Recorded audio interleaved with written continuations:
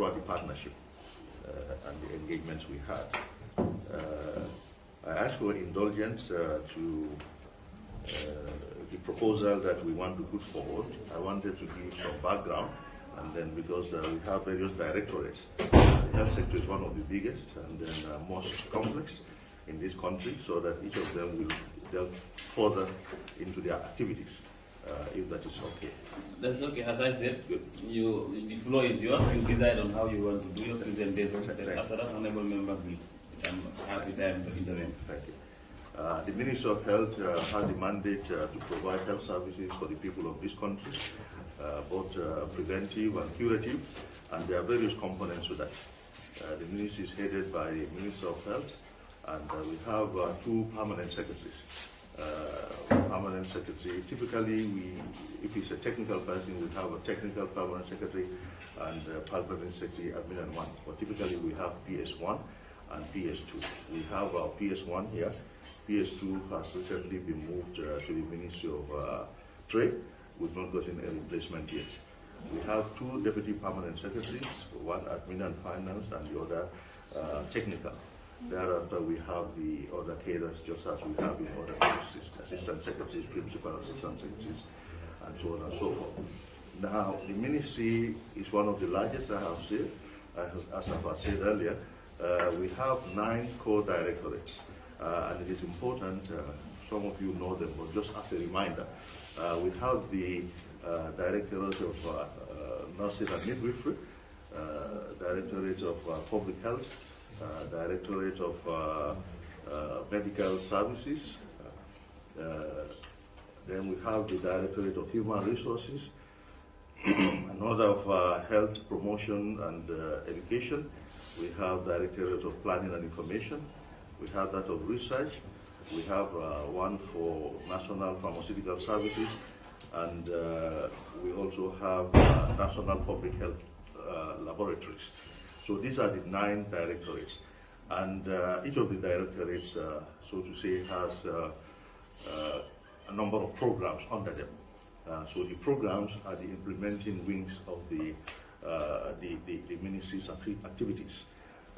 2 new programs that came into being recently, which are of very big importance, is the Cancer Control Program.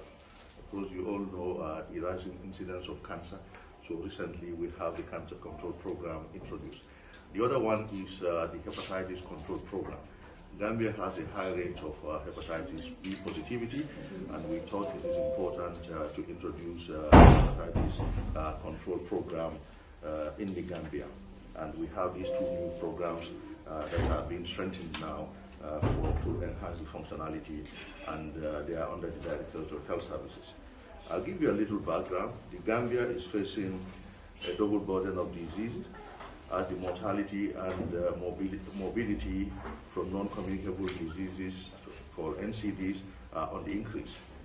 NCDs like cancers, cardiovascular diseases, chronic respiratory diseases, diabetes, and injuries are contributing to increasing mortality, accounting for 34% from the 2014 data, and 32% rather, and then 34% in 2018 of all deaths in the Gambia, with cerebrovascular disease accounting for the highest proportion of NCD-related mortality, which altogether is 14%, followed by cancers, 4%, chronic respiratory diseases, 2%, diabetes, 1%, and other NCDs accounted for 12%. The risk factors for NCDs and its prevalence include harmful use of alcohol, 2%, unhealthy diet, tobacco use, physical inactivity, obesity, and air pollution. By way of statistics, maternal mortality in the Gambia, though reducing, is still unacceptably high, estimated at 289 per 100,000 live births. This is data from the Gambia Demographic Health Survey 2019-2020. Low coverage of life-saving obstetric and neonatal emergency care contributed to maternal and neonatal deaths. The majority of maternal deaths in the country are because of avoidable direct obstetric complications, including hemorrhage, hypertensive disorder, and severe anemia. The high fertility rates, gender inequality, gender-based violence, malnutrition, and low socioeconomic status made the situation worse. Progress has been made on only one of the childhood health indicators. Childhood mortality rate 15 per 1,000 live births in 2020, compared to 20 per 1,000 live births in 2013, so there has been a reduction.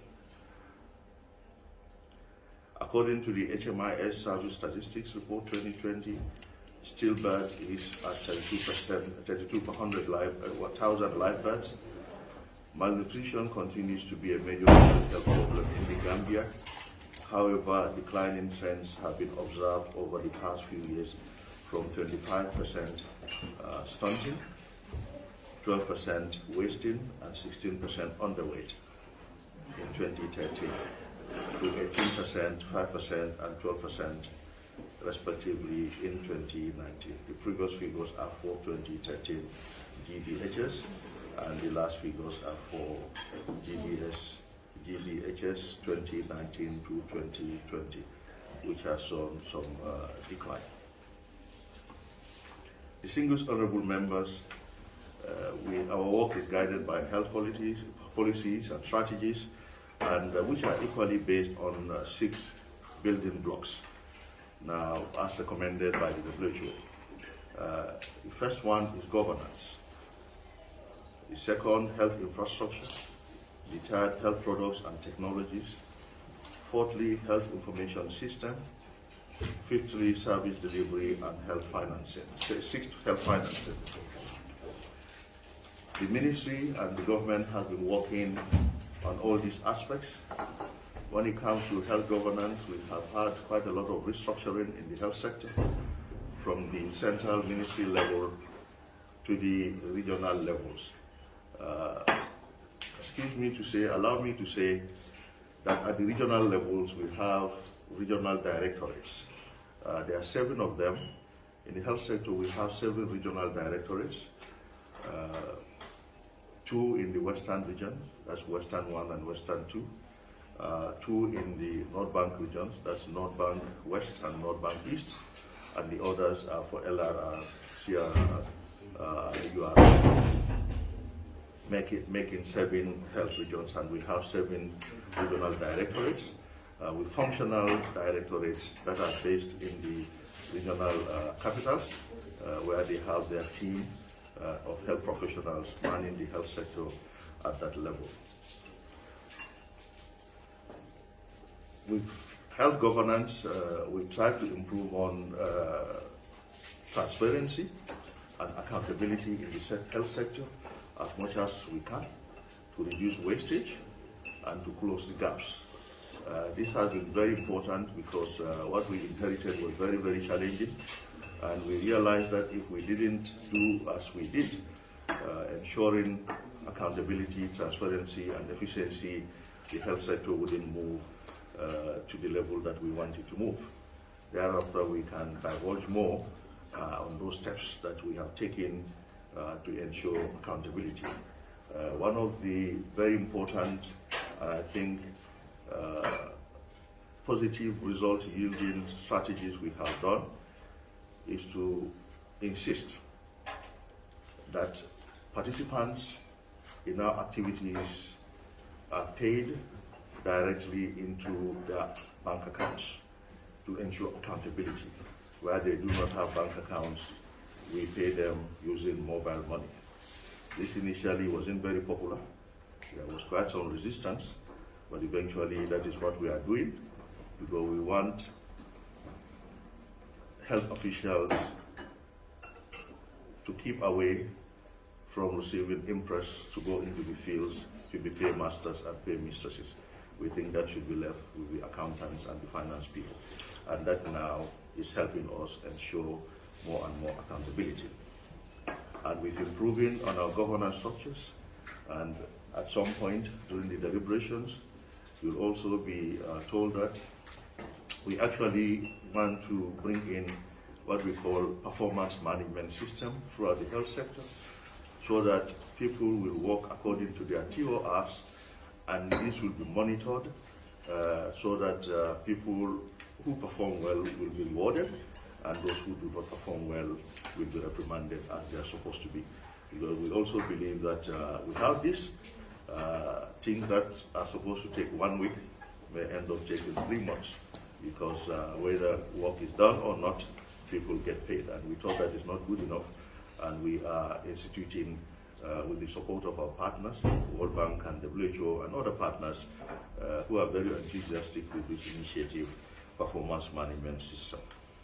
Health infrastructure.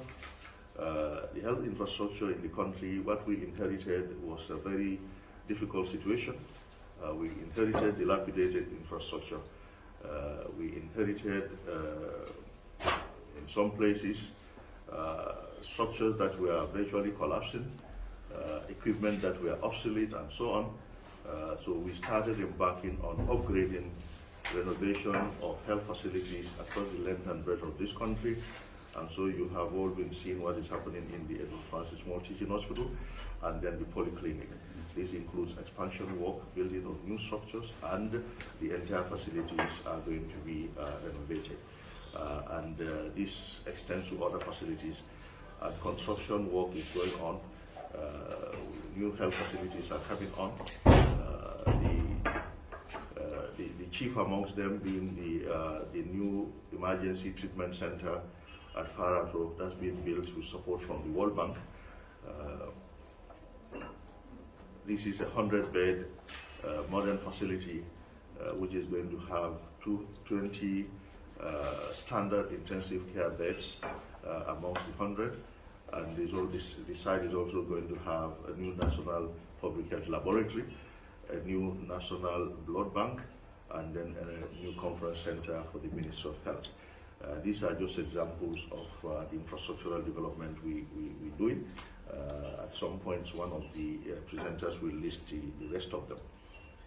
Health products and technologies, we all know Gambia does not produce any of these items that are used in the health sector. Somebody looked at the statistics, looking at the drugs and the other consumables that we need in the health sector. He put it at 400 items are needed. Each of those items is important, and they can hardly substitute each other. And none of those items is manufactured in this country. They are all imported. The consequence is that the issue of poverty comes into play. Gambia is a poor country, but even with our poverty, we say if a patient needs adrenaline in Gambia, it is the same adrenaline, a similar patient needs in the UK or anywhere in the West. But we do not manufacture them, we do not produce them, so we buy them at higher cost. Suppliers bring them, pay custom duty and so on, transportation, and come and add their profit, and we buy these items at that high price, even with our poverty. But apart from that, the supply chain system, the problems are there, especially when it comes to international trade and shipment. This is manifested in the challenges we have when it comes to the drug supplies as we speak currently. But fortunately, the supplies, the drugs have started to come. They are offloading quite a lot of containers now. The Director of Pharmaceutical Services is happy that a lot of life-saving drugs have started to come into the country. Health technology-wise, a lot of equipment are being procured. We procured a lot of equipment over the past years. This is just a recap. They will tell you the details. We also train in more and more people with regards to this equipment. Honorable members, you'll be very excited to know that the Gambia, before now, they didn't have a clinical waste treatment system. Clinical waste from hospitals, wherever they are in this country, they are gathered and taken to the dump site and dumped there. There are times that you see human parts, at the dump sites, which is very risky for the population. and the rain washes this into the water bodies. But fortunately, we will very soon launch a very robust clinical waste management system. We've got a huge machine at the Clinical Waste Treatment Center that is being built with the support of the World Bank, and also the Farato farms there. There's a site for that. And that is the EcoSterial 250, which they are testing now. And then we've already gotten the EcoSterial 75 at the Edward Francis Small Teaching Hospital.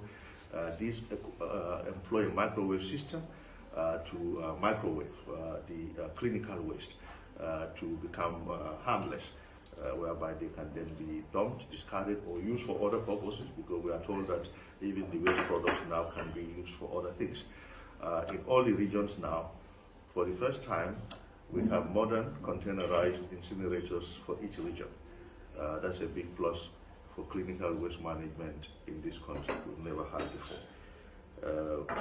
Health information system is very important, as you've been told, in the sense that without information, then we are working blindly. And then we now, these days, we talk about evidence-based systems. Typically, we don't want to work on anecdotal evidence. We want to work on issues when the evidence is there.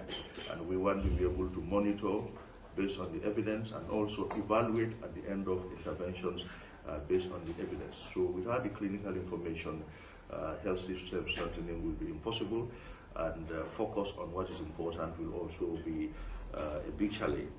Now, for health information system, we started launching various systems, we'll be told in the presentations also. We started working on the electronic medical record system, which is very, very important, because with that, people can be seen their records. We will not hear of stolen files or missing files or misfiling. And people can have their medical records, even if they were seen in Basse, they come to Banjul, they don't need to carry papers or anything, any stuff.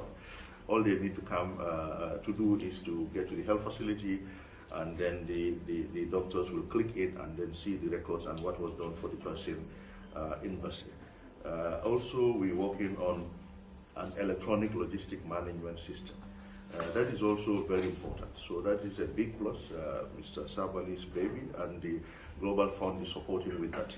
Now, this will enhance proper recording of all the health products. We've always been lamenting that when a tablet of paracetamol leaves the central medical stores in Kotu, we should be able to trace it to a patient anywhere in LRR or URR or anywhere in the Gambia who consumed it. Without that, it will be very difficult to monitor drug usage in this country. People can speculate that items get missing, there's pilferage, which we don't have evidence on. But to close that gap, if we are able to monitor for how many people was paracetamol prescribed in a particular facility, using this logistic management system, that will be very good. And it is just not the drugs, it is even other health products, and equally speaking, the equipment of the Ministry of Health. So that's very exciting. And the human resource, electronic human resource system also, we are working with partners to institute that. So a lot is happening when it comes to standardizing, modernizing the health information system in the country with support of all these gadgets. Service delivery, we've ever since had challenges in service delivery. We inherited difficult circumstances, even though there has been a lot of improvement. The referral rate from the Gambia is reduced now for the mere reason that we've now gotten more and more specialists in the Gambia. We recruited specialists from Cuba who have come. We've got now more Gambian specialists, and we have also recruited specialists from the sub-region. We have, I was recently informed, number has gotten to 15 very senior doctors from West Africa who are here at the Edward Francis Small Teaching Hospital participating in postgraduate training of our young Gambian doctors. So by so doing, they equally provide advanced clinical services. For that reason, mortality itself is going down, especially in pediatrics in the Gambia. We have very seasoned, experienced clinicians who are now in country and working with our team to reduce mortality. In the same vein, it is very satisfying for us to also let you know that we have now started specialization training for doctors in the country for the first time in the history of this country, which is a big plus. And a lot of young doctors are passing the exams, and they, inshallah, will become consultants in the country, specialists in the country, like some of us here, without even stepping out of the Gambia. I think that is a big plus that is happening. So service delivery improvements are there with provision of more and more equipment. Of course, there are still challenges, and getting all the complements of specialists in a country is not an easy thing, because medicine is very, very broad with many specialties. But there are plans as to how we hope to work on that. Part of that actually is bringing in more specialists. Two very important aspects we want to institute in the clinical area is kidney transplantation. We're working with some partners so that we can start that here, inshallah, in some few months. And the other one is open heart surgery. Quite a lot of patients who require referral are patients with end-stage renal disease who need kidney transplantation, and those with heart problems who also need open heart surgery, and we are unable to do those yet. So we are endeavoring to ensure that we get those. So we still have challenges with attitudes. Some of the problems are with attitudes rather than with resources. People getting to work on time, and when they are at work doing what they are supposed to do. But the processes are going on. But with the performance enhancement, performance management system, we believe people's attitudes will change, and also that will have a positive impact on service delivery. Health financing is another very important thing. There are experts in the room here who will talk to you.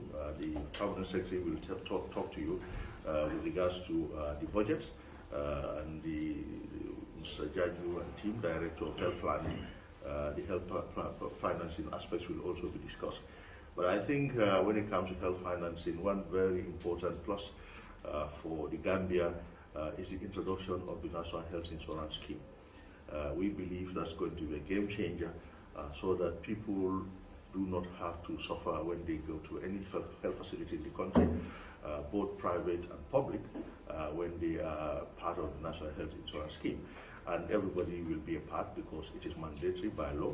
And we want to use the opportunity to thank the committee, the House Select Committee, for the hard work that they put into the development of that act. The bill came here and they went back and forth and had a retreat and scrutinized. And so we have experts of that, in this room here. But we think it's a big plus. We have launched. The board has been launched now. CEO has been appointed, and actually they've started work. They want to inaugurate to start recruiting people, inshallah, sometime next month. The insurance scheme will be launched itself, and people will be given insurance cards. So they are doing the structures now, so that we can work on that. And I think that's going to be a game changer for the health sector in this country. In a similar vein, we have also started the electronic birth registration system, which is also a big plus for this country. Birth certificates now will be in the electronic form, and the data will be captured, and they have collaboration with the immigration department, whereby there will be linkages so that people will not have issue of fake birth certificates anymore, and anywhere people go to, there can be authentication of the birth certificates. Yeah. At this juncture, distinguished honorable members, I would like to pass it to who's this coming? Yes? Yeah. You, Jibril? Yeah. Okay, to Director of Health, Director of Planning and Information Center of the Ministry of Health to take us through. Thank you very much. Thank you. Thank you very much, Honorable Minister, for the overview of the health system and the committee members, honorable members. Having provided a very big, comprehensive overview of the health system, most of the issues he has already touched on. I'll just grab through, but you realize that Honorable Minister have foresight information and have a vision of what actually we need to do as a health system and what they are currently also doing.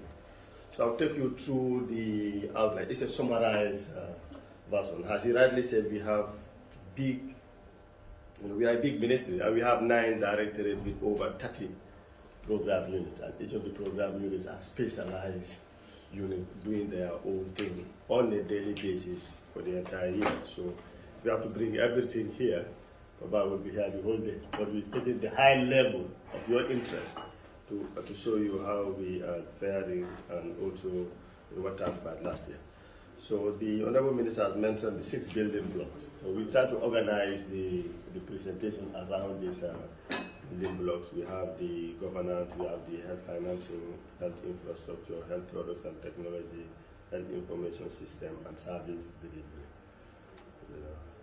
So to begin with, the Ministry of Health has just finalized the policy 2021-2030. In that policy, we have our vision, we have our mission, and we also have our goal.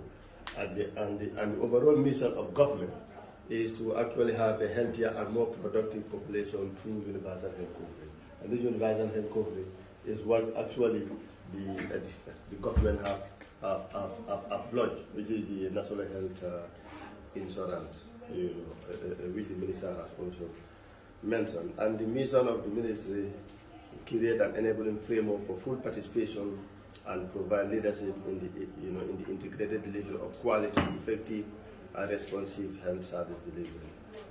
So the ministry going forward will want to encourage partnership. In fact, that's what this policy is all about. Partnership in service delivery, partnership in making sure that resources are adequately mobilized for the Ministry of Health, for us to be able to actually deliver healthcare service delivery. So we realize that all of us as stakeholders are very important in the implementation of the new health sector policy and as well the accompanying strategy plan. So the goal is to also provide quality, affordable, and accessible healthcare service for all in the Gambia. So this is also premised on the expansion that the ministry is doing. You cannot provide accessibility if you want to maintain the same status quo, because we all know in the rural areas, transportation is not as easy as in the greater Banjul area. People still trek to go to access health facility. People still, board on horse cars, to go to health facility. So in order to increase accessibility, we have to expand as well. So in terms of our structures and in terms of the service delivery models, So it is the vision of the ministry that, going forward, we want to expand on the primary healthcare module by making sure that at least in every village we have at least a trained village healthcare worker. Currently we have a cluster of villages we call the circuits. But as we grow, we want to also come down from circuits to village level, so that at least at every given village, somebody can be trained to be able to at least give advice on the preventive component of certain, diseases. So when we look at our new policy, it has 10 priority areas: quality and equitable essential healthcare services. This is very key in the sense that, we as a ministry have a social mandate, meaning we need to treat people, equally. But you cannot treat people equally who also have different health conditions. So that's why we have here equity. Equity here is somebody who needs paracetamol, give the person paracetamol, and somebody who needs amoxicillin, we give the person amoxicillin. So you cannot treat every individual the same way. So that's why the ministry certifies that our number one priority is to make sure that we provide the need to every Gambian who is living in the Gambia based on your need. We also have maternal mortality. Minister has mentioned the figures. They have drastically come down. In fact, in our institutional delivery, the data that we are getting is around 123 per 100,000. But the DHS that has ended 2019-2020, it has pegged it at 289 per 100,000. From 433. So there has been a drastic improvement, across in this particular area. We also have communicable and non-communicable diseases. Minister has mentioned we are shifting as a country from communicable to non-communicable diseases. So which means now we also need to change, and it is very expensive to actually tackle communicable diseases. And when the peers tell you the figures around hemodialysis, how much we are spending, for example, on hemodialysis, and the number of patients, you'll be very surprised. So which means the ministry is also very much cognizant of the fact that communicable and non-communicable diseases, especially non-communicable diseases, are on an increase. We really have to, make it a priority to tackle them early and to employ the preventive mechanism to make sure that we handle them. And also the next priority is the resilient and responsive health system. How do we make sure that our pharmaceutical sector is well equipped to be able to respond to the need? How do we make sure that the lab is also up to date and we're able to take care of the major laboratory tests rather than referring, for example, to Senegal for tests? So how do we make sure that we have adequate human resource? So this area talks about human resource training, capacity building, the standardization of the laboratory, and the minister have also mentioned the work going on in Farato, which is going to be history and a legacy for all of us, because there is fantastic work going on. But there is probably the entire combined ICU beds in the public sector, will not match what we are building in Farato. We will be having almost above 20 ICU beds, that will be available for the Gambia. So we also have integrated health information system and health research, because the decision that we are making has to be evidence-based. We need to get the evidence to show the people that we are making progress. We are making progress in terms of our healthcare service delivery. Some of our interventions are probably not short-term. People may not feel the impact now. We are not like when the prices come down, people realize. Our intervention will be felt over time. When independent institutions do their own surveys and realize that there's improvement in the health sector. For example, the recently concluded DHS. The ministry don't have control over DHS. DHS is done by a separate institution, which is GBOS. And they have come and vindicated the ministry that you are doing a fantastic work, because the indicators are A, B, and C. So we also have environment, health promotion, and social determinant of health. But these social determinants have an influence over the non-communicable diseases. So that's why the ministry take it as a priority. And the financial risk protection, this is where NHIS is. The vision of the ministry is to make sure that people don't suffer catastrophic health expenditure. People don't actually think about money when they fall sick. So we are advanced in this. And also the continuum of care at tertiary level. As much as the country is a developing country, our focus should be on the preventive component, but we should also not neglect the tertiary care. There's few individuals that may need specialized care. So that's why I said, equitable. So if you want to discriminate and say, okay, because the country is a developing country and most of the disease burden are communicable disease, so you want to put more effort. So you still disfranchise the few individuals that need actually, advanced medical treatment. That's why we have this as a priority. We also have enhanced governance for service delivery, which deals about restructuring, putting up capacity within the central level so that we'll be able to deliver healthcare services. And last but not the least is the partnership, which deals with partners the ministry is dealing with, which are the donor partners, the partners ministry is dealing with in terms of legislative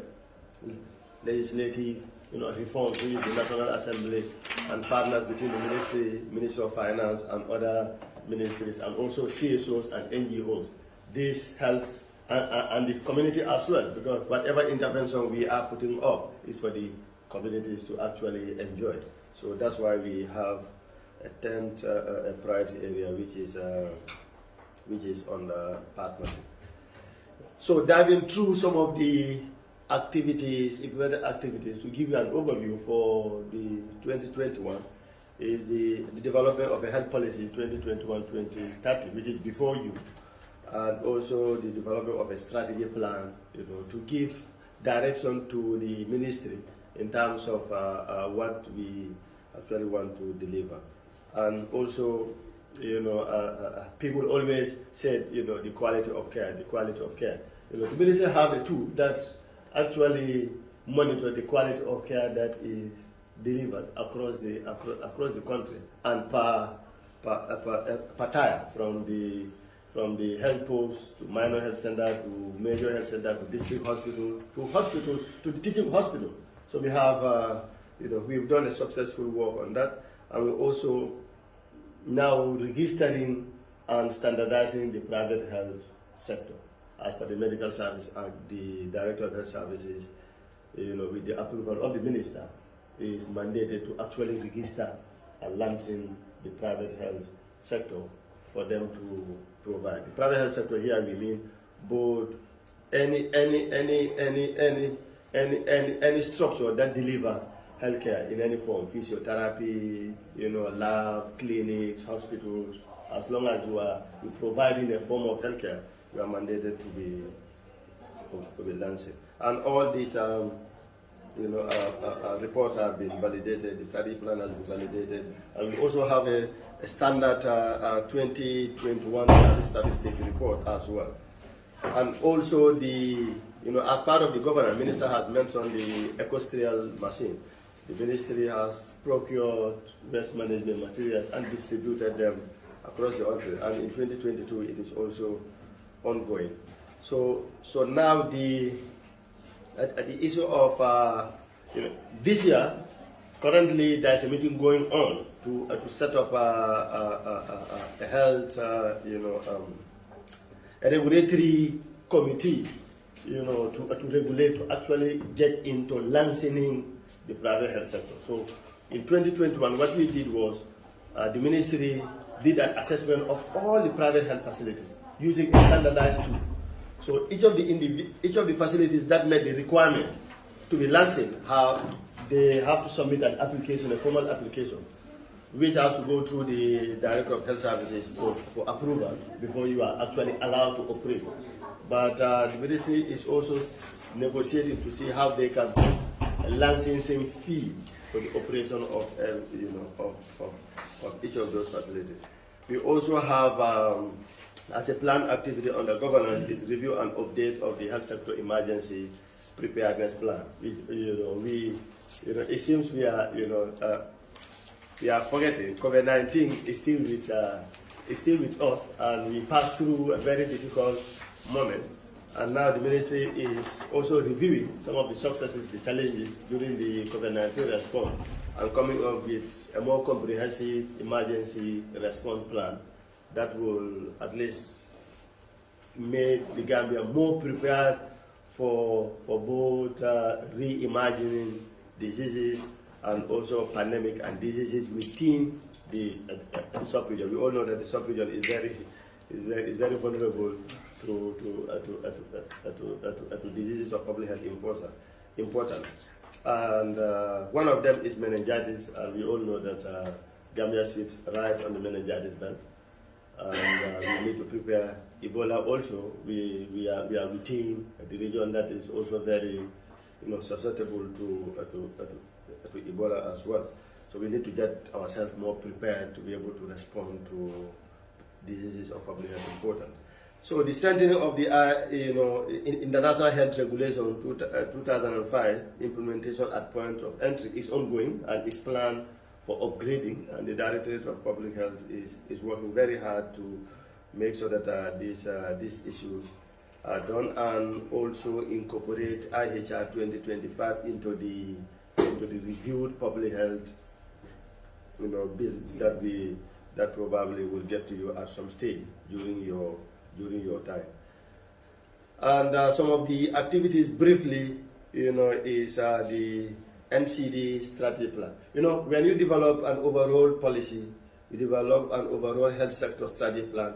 So you get down to smaller level implementation, because the health sector strategy cannot capture all the interventions in health. So it looked at the higher level impact intervention. So the smaller level and disease specifics are developed by various programs, and one of them is the NCD, which probably will also His Excellency will be launching this strategy plan, because NCD are a cause for concern for the ministry. The cost is so high in terms of treatment, so people need to be aware to take health into our own hands and promote physical activities and also good health behavior. So that has been costed, and then ready to be operational. The essential healthcare package also has been costed now, and the tertiary level is also costed and validated.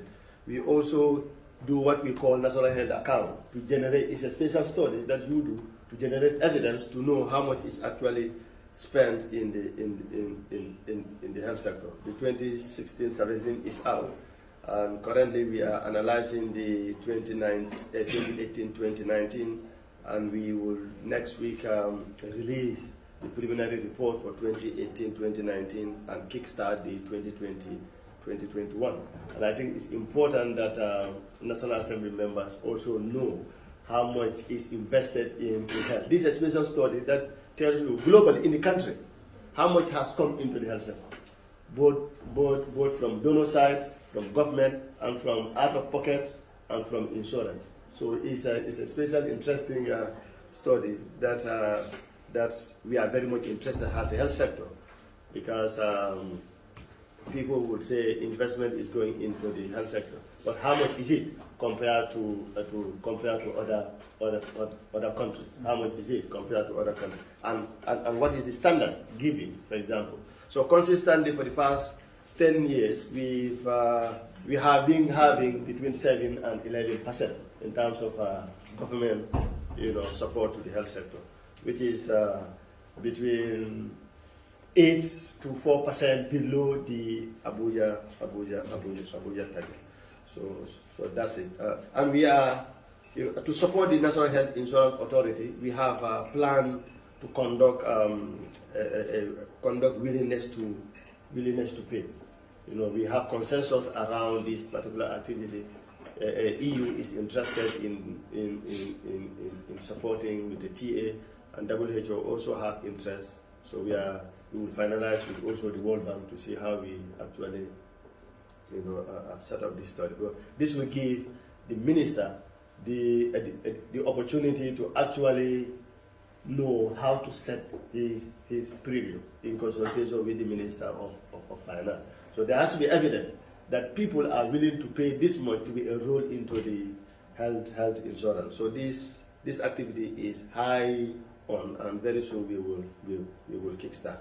So on the health infrastructure, currently last year His Excellency inaugurated 5 new health posts across the country, and we also started the construction of 8 treatment centers across the region. We've also, that's the Kafuta, Bansan, Sabi, Yorobao, Njaba, Kunda, Kanuma, Soma, Palamandi. These are the treatment centers as a result of the COVID-19. We also have the refurbishment of 9 isolation centers in the health facilities. We also have construction of new health facilities in Chisemajao, Mankamankunda, Sarikenye, and Kiangjali. This is part of the expansion of the ministry to make sure that I make health facility, healthcare service delivery accessible. And we also have construction of a new MDR ward at New Yundu. Because when COVID-19 hit, we were not having a facility to hold such an infectious. We have a facility to hold such infectious disease, but it was for TB. That's the sanitarium. So, but then we have to, evacuate the TB patient and then use that facility for COVID-19 before the government getting demand ready for use. So, but we are also now building a new one at New Yulu so that we can also have, a TB patient use it, especially the MDR TB patient use it. As we still have a sanatorium on standby for any other, outbreak. So we also have a refurbishment of Edward Francis Small Teaching Hospital, and the polyclinic is ongoing, and also construction of a new health center at Jab that has started now. The past 2 weeks, they are on setting out, and it's going to be a major health facility to actually cut the referral rate, to Farafenye or to Kuntau or to Bamsa. So, the work is high on. It's part of the expansion we are actually doing. So we also have the renovation of Kuntau Health Center and construction of National Emergency Treatment Center at Farah. So there is, this one has started last year, and then work is in progress. So the planned activity in terms of infrastructure expansion is we are planning to have 11 health posts, to be built, refurbishment of Sukuda, Fayugunda, New Yundum Health Center, as well as refurbishment of Naudero, Darul Ker Ardo community clinics. We also have construction of ambulance set and restroom across the country. We also plan to do refurbishment of Biam General Hospital, Brikama, and Basse. But assessment is almost 95% done for Brikama and Basse.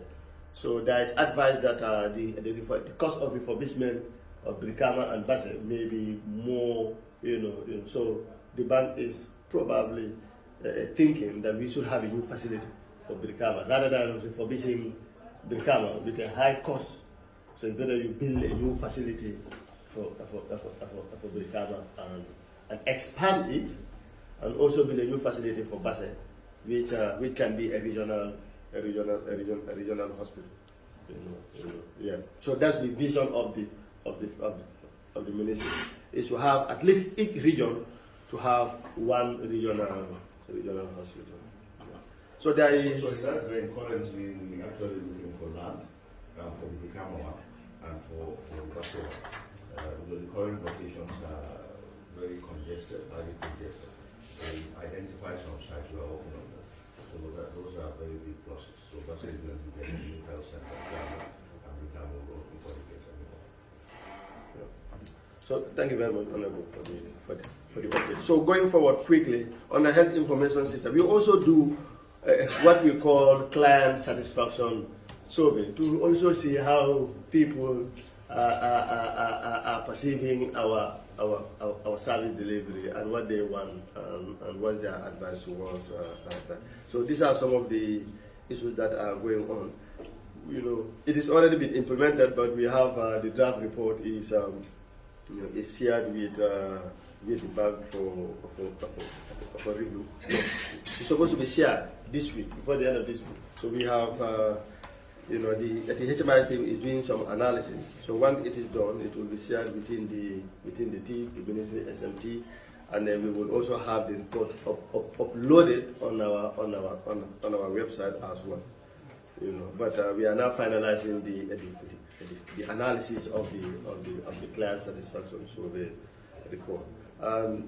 This is about health information system. The ministry has a very interesting and a very robust system that collects data at the facility level, from facility to the regional level to the central level. So at every given time, we'll be able to tell you how many cases or how many deliveries each of the facility in the Gambia, has actually delivered. So we have those information. They're very interesting. So under the health information system research component, we still have we have conducted some brief assessment. One of them is the rapid excess mortality assessment for 2018 to 2020, and we also have conducted a COVID-19 vaccine hesitancy study. Also was conducted. Because now, all over the world, people are now moving from the initial phase of the pandemic now to the enforcement of vaccine. So now it's vaccine passport. If you want to suffer, go with your PCR. Most of the countries now, in fact, even with the PCR, you go through, difficult procedures. Even with the PCR, you go through difficult procedures without any vaccine. So it's important that the Gambia also encourage, National Assembly members also encourage people to actually come out and get the vaccine. But it also will give the country a good name. If the coverage is high, probably the travel restrictions for citizens from the Gambia may also reduce. Understand? So and then that's what is coming. If in some countries, even with the PCR, you don't even enter. They will ask you that you must have to get your vaccine. I think you can even ask some of your members that went to Nigeria. It's very important. You must have to be vaccinated. So this vaccine hesitancy study was conducted by the ministry to see which strategies to use to at least convince people to actually take the vaccine. We also have the rapid retrospective assessment of mortality in the Gambia for the period January 2016 to 2021. This was also done, and the report and the results are disseminated on the 14th of June. To give us an overview the impact of COVID-19. And we also have a population-based age and gender stratified zero survey study also conducted in the Gambia, and now we have developed a health research agenda, and last year, and it was launched in 2022. So these are some of the planned activities for health information, including research, development of observatory, HMI data verification, data quality review meetings, and also printing and distribution of COVID-19 SOPs and DOR, and development of a legal framework for health research committee, and to establish a functional health research committee, and to operationalize national health research agenda, and so on, and to conduct an equity study for maternal child health indicator using the PASS to DHS data, because all these are actually important. But the drive of the health sector is equity, not equality. You treat people based on their need. I don't need any surgery. So if you make surgery available for me, I will not take it. Well, I don't need it, for example. Probably I need anti-cold or something. So that's the focus of the health system. So they are, although small, but we can make them available. These are just quick, some of the indicators the Honorable have mentioned. They are in terms of institutional deliveries. Now, the policy of the ministry is nobody should deliver at home. That's the policy we have. Zero delivery at home. Because the cry of maternal mortality, the cut down can only be attained if we get people delivered in our facilities. So you can see the decline is in maternal mortality can also be related to the high delivery rate. So if we get more people delivering in our facilities and getting to their facilities also early, you know, not when the dangers, when they start seeing the danger side, but when, you know, when they start seeing mine side, getting to the facility is very helpful. So our delivery rate is now at 97.9%, you know, which is very high. But our intent is to have 100% so that we can reduce maternal mortality. You know, yeah. So some of the indicators are here, but probably we will, you know, the secretariat here will make this PowerPoint available for you. These are some of the activities as well implemented in 2021. I'm sure those from URR, North Banks, East and West will every year we conduct what we call mass administration of malaria. How do we call them? Seasonal malaria chemotherapy. You know, it's an activity that we are implementing to fast track our malaria elimination drive. And we also conduct what we call indoor residual spraying in all those facilities. And we also do what we call mass bed net distribution. So currently, that's done every 3 years. So currently, I'm sure you must have seen our volunteers visiting your various houses to register the number of people that should get, bed net. But last year, we did what we call drug administration to give under 5 kids, you know, anti-malaria, you know, Fansida, so that they will be able to build resistance to malaria.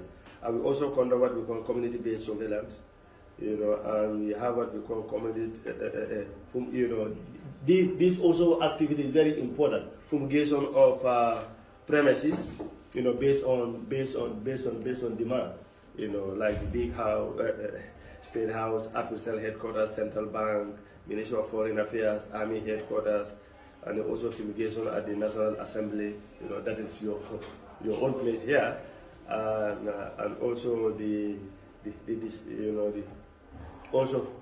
they also support Edward Francis Small, you know, to fumigate the place, especially, you know, the dead bodies, and also the distribution, the routine distribution of waste management materials, and also screening and certifying, you know, food vendors as well, because we have the lab. Unfortunately, you know, the lab is under the Ministry of Health. So some of these food vendors is Ministry lab that actually screen and you know, certify them to be able to actually sell. You know, that the Ministry, as part of its partnership, as I said, our goal has to also train 160 people outside of the Ministry on waste management. You know, because we receive the bad handling of waste, but they will be exposed to diseases.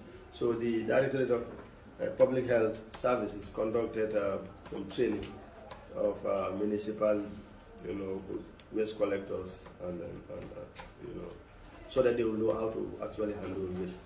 So there are other activities that are training of healthcare workers on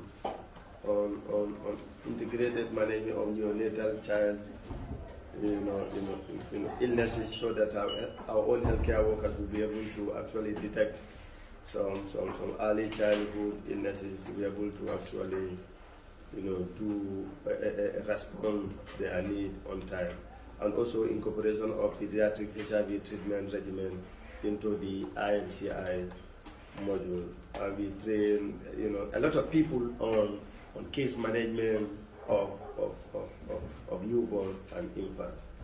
So some of the achievements in terms of HIV, you know, treatment is, you know, there has been massive screening, you know, but still now the people are not coming for screening. So, and the more people who screen, the better the country stands in response towards HIV.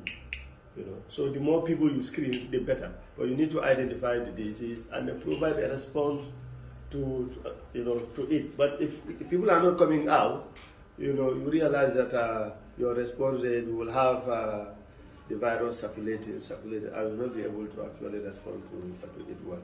So these are some of the some of the figures, and we have about 82%, which is a very high rate of people that are actually on treatment, meaning they are on act, that are consistently taking the HIV medication. So these are some of the figures that will also interest you members in terms of indoor residual spraying. In 2021, this is a campaign to also support malaria elimination. The Gambia, we are now at the pre-elimination stage as a country, so we have to push. The stage we are is even more difficult. You don't want to get back to where you are from. So we are pushing, and it has to couple with a lot of different action. Treatment is there, but you have to do spraying of the houses. You have to give under 5 kids also the anti-malaria. So these are some of the households with the targeted population as well that have benefited from the indoor residual spraying conducted last year. And these are also some of the seasonal malaria chemo prevention also in 2021 campaign coverage. Cycle 1, cycle 2, cycle 3, and cycle 4. These are the figures. But it proves to be a very good mechanism in the control of malaria, and the prevention of malaria. All of us know that even without saying that we have witnessed a decline of malaria compared to earlier years. So this also just as one point. Yeah, so in that vein, we also realize that Gambia is a small country now, and then quite a lot of our communities are very close to the border. And then Senegal, probably has communities close to the border. So we thought elimination will be very difficult for Gambia if we just work in tandem with Senegal. Because as you say, mosquitoes fly, they don't know the border. So they fly in and out of the EU. So we've been having what we call synchronization of bed distribution with Senegal. So we held one recently, last month, and it was at the border town. Because those 2 years it was at Ker yes, and this year it was at Takara. So usually it's Senegalese malaria team and then the partners come, and our Gambia team also goes. We do it at ministerial level. It was very successful both times. Yeah, just to strengthen the malaria control program. Yeah. Thank you very much, Honorable. I think these are, that was a big success, and globally they are learning the Gambia malaria response, their collaboration with Senegal. And also part of the response also is, as I said, our Pillar 10 is partnership. It's work with Institute Pasteur. It's a big laboratory institute in Dakar on syndromic surveillance through WAHO and Africa CDC, to see how we actually, also seek their support to test some of the samples that we have in relation to any outbreak, in the country. And to also, as part of the epidemiology and disease control strategies, is to implement a joint EDC, EDC's Epidemiology and Disease Control and Public Health Emergency Operations Center on malaria surveillance. Because we are now at the pre-elimination stage, we are now moving malaria to under the surveillance component, so that you'll be able to actually track the number of cases that are actually coming. So the ministry is now trying to put up surveillance mechanism for malaria. And also the Gambia has also been satisfied as trachoma free. We have eliminated trachoma, but we now need to migrate trachoma to the surveillance component, so that any single trachoma case, will have to be reported, and the country will have to put up emergency mechanism to handle that. And the ministry has also successfully conducted snail mapping in schistosomiasis, schistosomiasis endemic area, TRR and Upper River region and applying monosuicide to these identified snail breeding sites. Because snail being a host for schistosomiasis. So on that brief health product and technology, we have procurement of high quality. Even though schistosomiasis is still prevalent in some of those communities, especially where they children use ponds to swim in. So they get to the health facilities with bloody will. In some communities, they take it to be trivial, and some communities they attribute it to puberty, that the young boys are becoming mature, and when they urinate, blood comes out. But after so many years, sometimes even decades, it tends to predispose to bladder cancer. It's one of the predisposing factors of bladder cancer. So the advocacy part, we also want your support so that the communities, people refrain from swimming in those ponds. Thank you. So part of the responsibility of the ministry is also on the supply chain management and the annual procurement of essential health medicine and PPEs, personal protective equipment, and other health products for 2021 has been conducted, and supplier commenced delivery of contracted supply and PPE and life-saving equipment also delivered. Procurement and installation of cooling systems to provide appropriate storage facility across the country has also been successfully conducted as well. And we also procurement of 2 15-ton and 4 10-ton distribution trucks commenced in 2021 to boost the ministry last mile assurance, meaning these 4 trucks will be at the regional level now to be able to do distribution within. Currently the status quo is ambulances will go and then pick supplies from the regional level, then go back. So now what we plan to do now is to have when the facility needs it, then the trucks at the regional level will now take the commodities, health products to the facility level. So the 2 15-ton trucks will be at the CMS to take the materials to the regional level, and then the 10-ton trucks, 4 of them will be stationed strategically to be able to provide these services for the health facilities.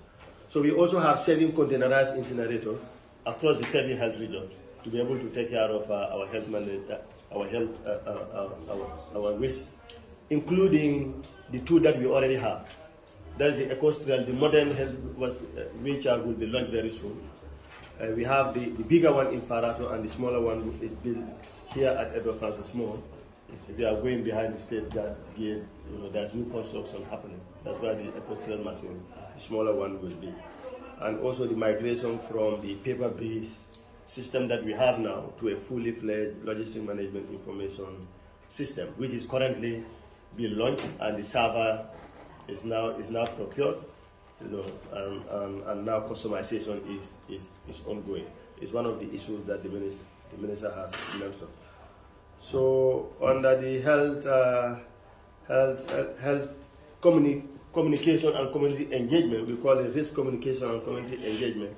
The Directorate of Health Promotion have conducted series of sensitization, community engagement, training of community health workers, training of village support group, and training of community members, for them to be aware of the risks around COVID-19 and other diseases of public health importance. Because the community need to participate, and the community need to take health into their own responsibility in order for us to be able to make impact in our intervention. And health promotion trained 850 community health workers and 2,540 community volunteers, which means youths and other adolescent groups, in how to prevent COVID-19, how to improve on their health, and how to pass the message also to their various peers as well. And we also have traditional communicators also trained on important health messages. And we also have religious leaders trained also and engaged on COVID-19 messages, because religious scholars are very important, in terms of COVID-19 and vaccination especially.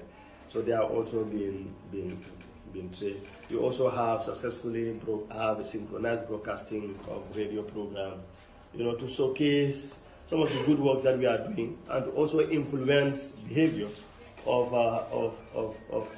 the population positively towards their own health. And we also have a call center. That's the 1025, call center.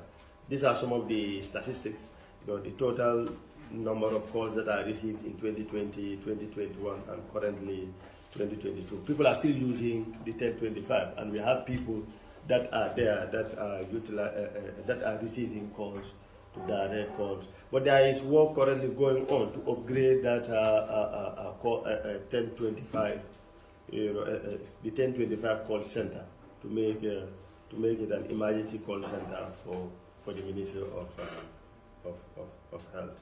So these are also, we have also our social platforms, the Facebook, the Twitter, and also our website. And people are definitely using it, and we also use it to also disseminate, message. That's why in any new, declaration by the ministry, to realize that people will rush to the Facebook, website and the Twitter to find out whether it is an authentic information or not, and they are all operational. So you can also get to subscribe to these areas that you can receive first-hand alerts of activities that are going on within the Ministry of Health. These are some of the capacity building programs for staff of MOH in relation to and other media houses related to risk communication and risk communication and community engagement, activities. Yeah. So that's the end. Thank you very much.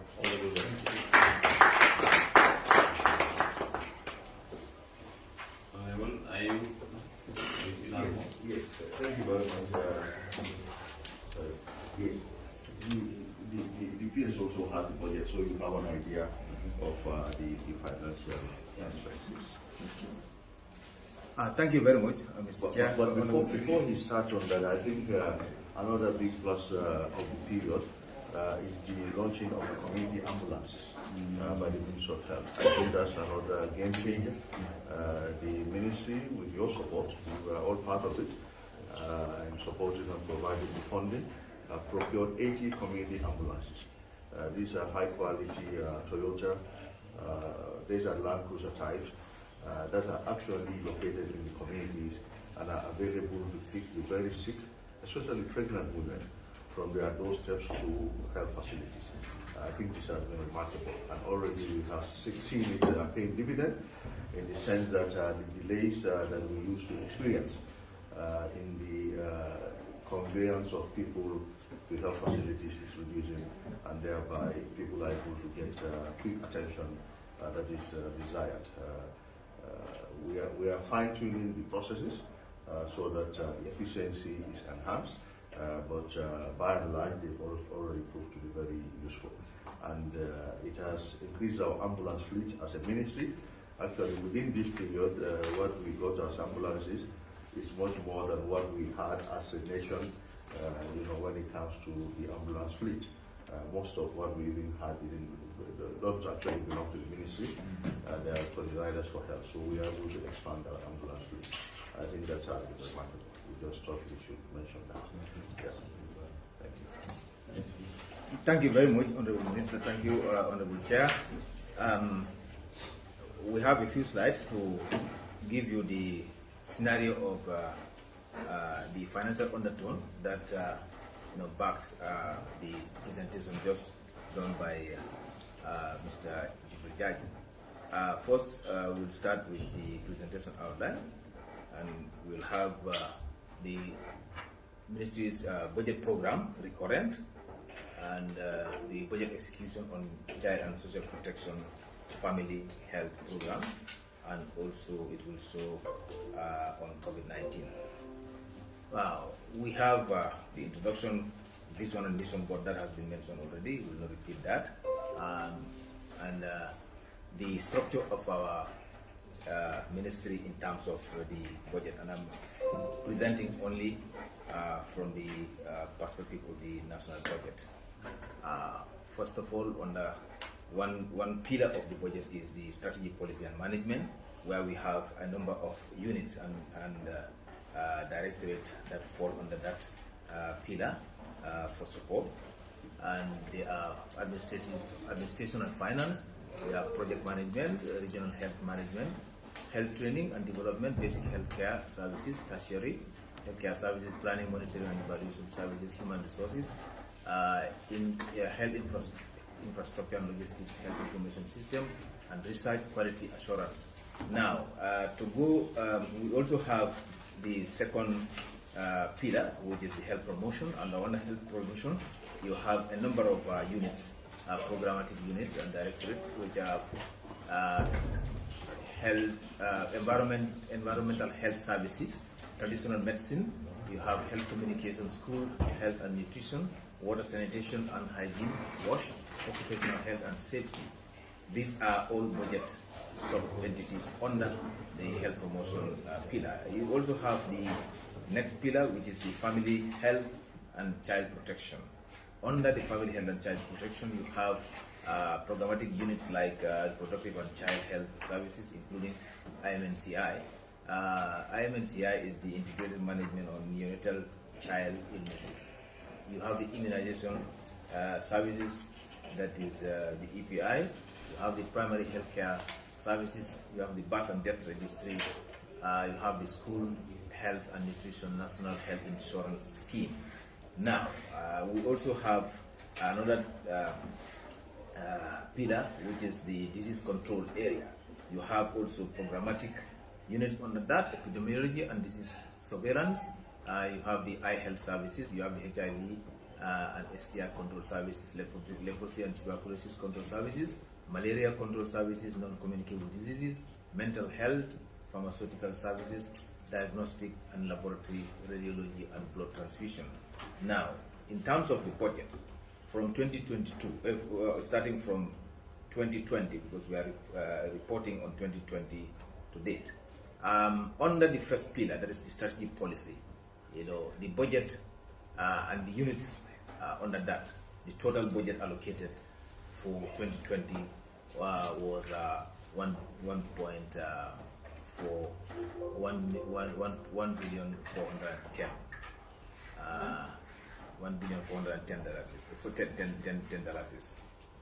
Now, they contain, they are broken down as strategy policy 1.1 billion. You have promotion, you have 7.6 million. Health, family health, you have 139 million. You have disease control, 135 million. Then you have under another pillar, the development. There are also development components, and I'm reporting both recurrent and report development. Now, the development component for each of those pillars, the total amounts to $82 million. Okay, in 2021, for the same programmatic units, the total budget allocated was 1.47 billion. And in terms of development, the total was 127 million out of that. Then you have budget execution on family health. Now, and the family health units are reproductive and child health services. We had an approved budget of 4.23 million in 2020, and for immunization services, 32 million. Primary health care, 791 million. school health program 620 million, and birth and death registry 1.6 million. National health insurance subsidy was 100 million in 2020.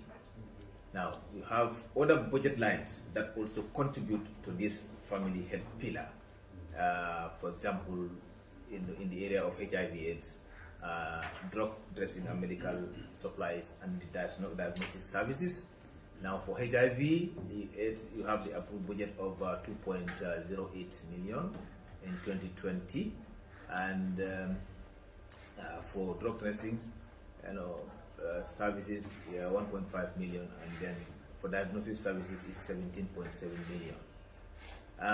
Now we come to the budget for 2021 for family health program, that is the reproductive health services.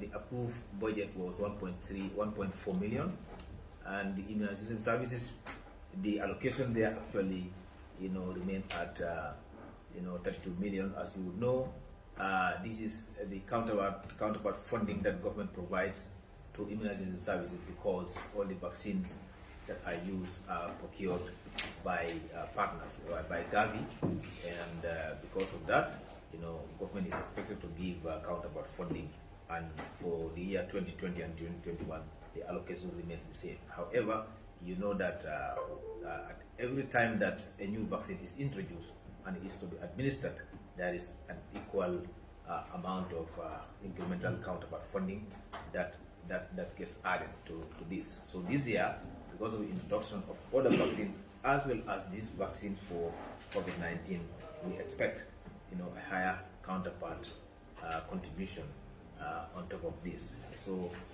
we will see as we go how much that will be.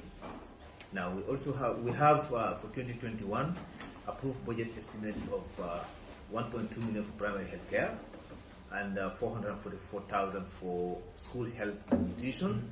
For birth registry, we have 1.2 billion from GLF, because the World Bank is supporting, as Honorable Minister has reported, the digitalization of birth registry system, where we will have the ECIVS, the electronic registry system coming in.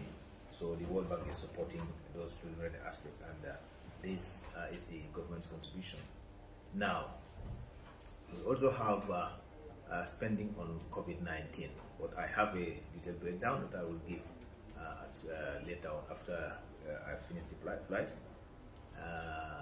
So the COVID-19, it is reported here that the first case was registered on the 17th of March. And the first death was registered in the Gambia on the 23rd of March 2020, yes. Now, the budget for COVID-19, it falls under the strategy, policy and management, and that is the pillar that is managed at the central level of the ministry. So the approved estimates was 775.5 million, and we have an allocation, an expenditure of, we have an allocation, as you all know, that was given by the government, but I'll give the breakdown for that in another slide. The impact of COVID-19 on budget implementation. The pandemic has decimated jobs and placed livelihoods at risk. High number of healthcare workers contacted the virus. Healthcare facilities were closed. Funds allocated for annual operational plan activities were diverted away from other areas into COVID-19, and decline in key essential health service indicators that included OPD, immunization, skilled birth attendance. Now, the 2022 budget. On recurrent, we have an overall estimate in our GL in the national budget both recurrent plus development, we have a total budget approved of 3.76 billion. 3.76 billion. But as at 31st of May, we have an execution rate of 22%, which is we have an execution rate of 22%. Now the recurrent component of that, the estimated approved budget is 2.06 billion, and out of the recurrent we have 33% execution rate. Development is estimated at 1.7 billion, and we have so far spent 9% of that. Now the key budget lines that constituted that constituted the overall budget. For example, the personal emoluments. What goes in terms of salaries and approved in the budget is 155 million, 155.3 million. Now, as of May, the expenditure amounted to 31.06 million. We have a balance in terms of personal emoluments of 124.3 million at the rate of 20%. So 20% of our budget is yet to be disbursed. Now, a component of that also is another component is electricity and sewage. We have an approved budget of 33.08 million, but we have a balance of 27 million and execution rate is 60%. Consultancy, this is where we pay for, services like services of the key conductors, for example, their stipends, their upkeep, their rent and everything. No, excluding their rent anyway, their stipend, principally their stipend. That's where we pay from, and the approved estimate is 100 million. But as of May, end of May, we disbursed 33.3 million, a balance of 66.2 million, and it is 33% execution. Training, we have an approved budget of 1.9 million, executed 82% of it, at the rate of 738,000 dollars. Now, subvention is where 1.19. Yes, it's 1.19. Yes, it's 1.19, not 1.9. It's 1.19. That is the training approved training allocation. So subvention is where we pay for services of our contracted partners, like the Riders for Health. We give them a monthly allocation for managing the entire fleet of the Ministry of Health, including and primarily the ambulance services, and we have an allocation. And then also under this board is where we pay or we transfer monies to the hospitals, all the 7 tertiary hospitals, to pay the salaries of their staff. They are a sovereign institution under the Ministry of Health. So the overall allocation, approved allocation for that entire budget line is 114 million. As at May, the execution rate is 43 million. 43 million has been executed, leaving a balance of 71 million at the percentage rate of 38% on the execution. Yes, I will repeat that figure. Sorry. Now, the approved budget for the subvention line, and this subvention, okay, the breakdown is both salary and the operating cost for the hospitals, for the 7 hospitals, as well as our contract allocation for Riders for Health. No, riders cannot be. Because if you look at the figure of riders alone, it will take more subjects, isn't it? Yes. Huh? Yes. So this probably Yes. is just the No, health this, facility. yes, this is just the health facility. Yes, exactly. This is just the health. In fact, riders fall under a different, a different subvention. You know, you have several subventions. Yes, this one is for the hospitals only. Yes, I beg your pardon for that. This one is for the hospitals alone. Yes, riders is not reported here. Okay. So we have another key budget line, or a key sub-budget line, which is the drug testings. This year we have an approved budget of 269.91 million. This is the allocation meant to facilitate the annual procurement of national medicines, national medication. And so, as at the end of May, we have an execution of 70.16 million, which is 26%. And the process of procuring the national medicine, national drug requirement for 2022 is ongoing, and as Honorable Minister has reported, right now we are receiving the drug supplies procured under the previous year, which are now being supplied, and so being consumed at the moment. The National Pharmaceutical Service Director will give us an update on that. We have another budget line, or a sub-budget line,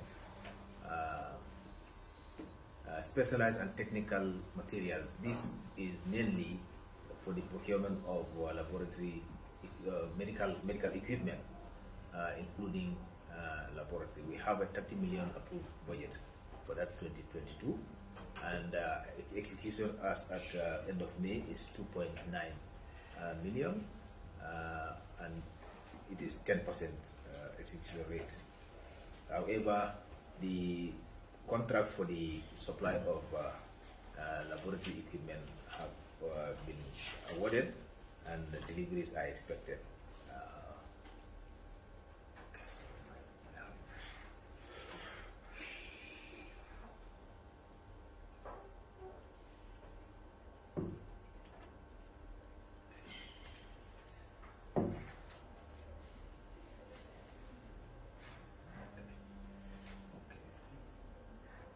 So the other one is vaccines.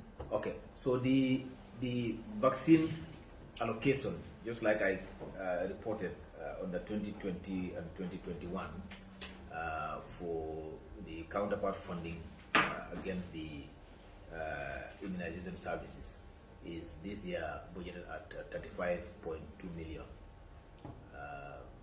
With the increase in, with the introduction of new vaccines, we are expected to pay a higher counterpart contribution. Laboratory, the process of disposing that now is on, because as of last Friday, I was engaging Minister of Finance, and they told me they have factored this for the next allocation, so that they can dispose this, and it's a one-off payment that we do. Once we do that, it is 100% execution. Laboratory equipment and instruments. You have 200 million budgeted for the procurement of laboratory equipment and instruments for under 2022. Hospitals, clinics, and health facilities. This is the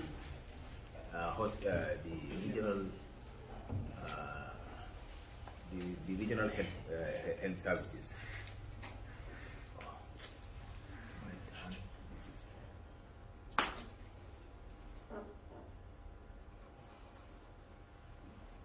We have 221 million approved budget, and as we speak, about 128 million has been disbursed, because you know that we are also under our development paying for the construction for the construction of a number of new health facilities, which are, paid against this particular budget line. So we have, as we speak, significantly executed most of those.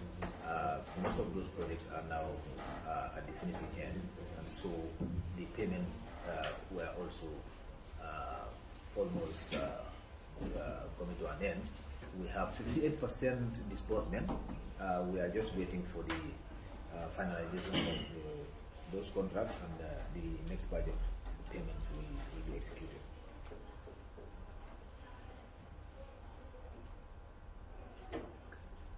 So,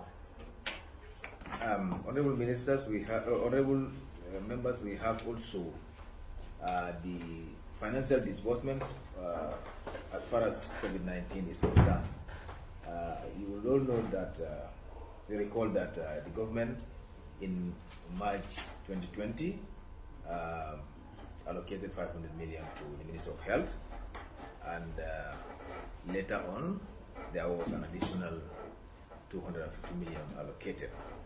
Now that amounted to 750 million in 2020-2021. So as of December 31st, 2020, the total funds received the total funds used from the 750 million was 741 million and 0.45. That is an execution rate of 98.81%. This, of course, expenditure went towards, hotel accommodations, the quarantine facilities, the procurement of goods, the procurement of fuel, and payment of allowances to the frontline workers, and interest to the security and other payments that have been made in the form of transfers. Now, with regards to hotel accommodation, in 2020-2021, a total of 188 million, 58, about 25.1% of the total COVID funds allocated. 93.5 million, about 12.47% went into the procurement of goods. 5.7 million, 0.77% went in the form of fuel. 110.69 million went into the payment of allowances to frontline workers, that is 14.76%. To the security, it was 12.51 million, about 1.67%. And there was a direct transfer that was made to the PCU in lieu of the project activities that were supposed to be carried out from with support of the World Bank, but government had to transfer funds to implement those activities, while World Bank contribute towards while World Bank procure the COVID-19 ambulances. So that amounted to 100 million and is about 14.4%. Now, basically those are the breakdowns for okay, so for out of the COVID-19 funds, we at the end of 2021 there were no new replenishments of the COVID-19 funds. However, recently in 2021 the COVID-19 account has been replenished, even though disbursements under that has not been made yet. We are waiting for certain decisions to be able to start disposing on those. So, honorable members, this is what we have in terms of budget execution.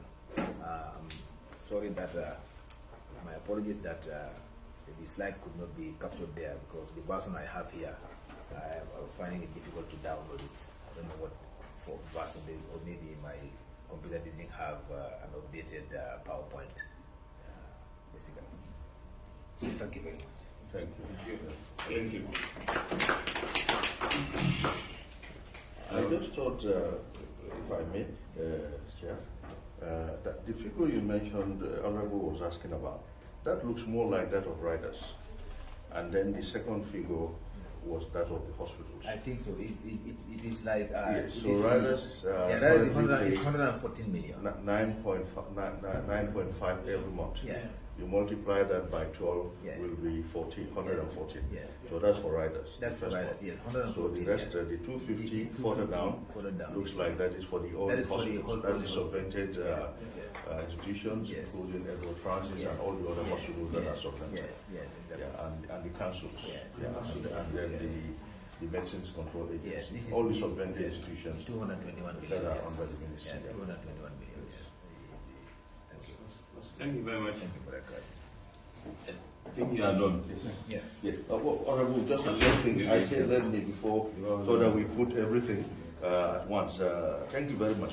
I think the additional one is the issue of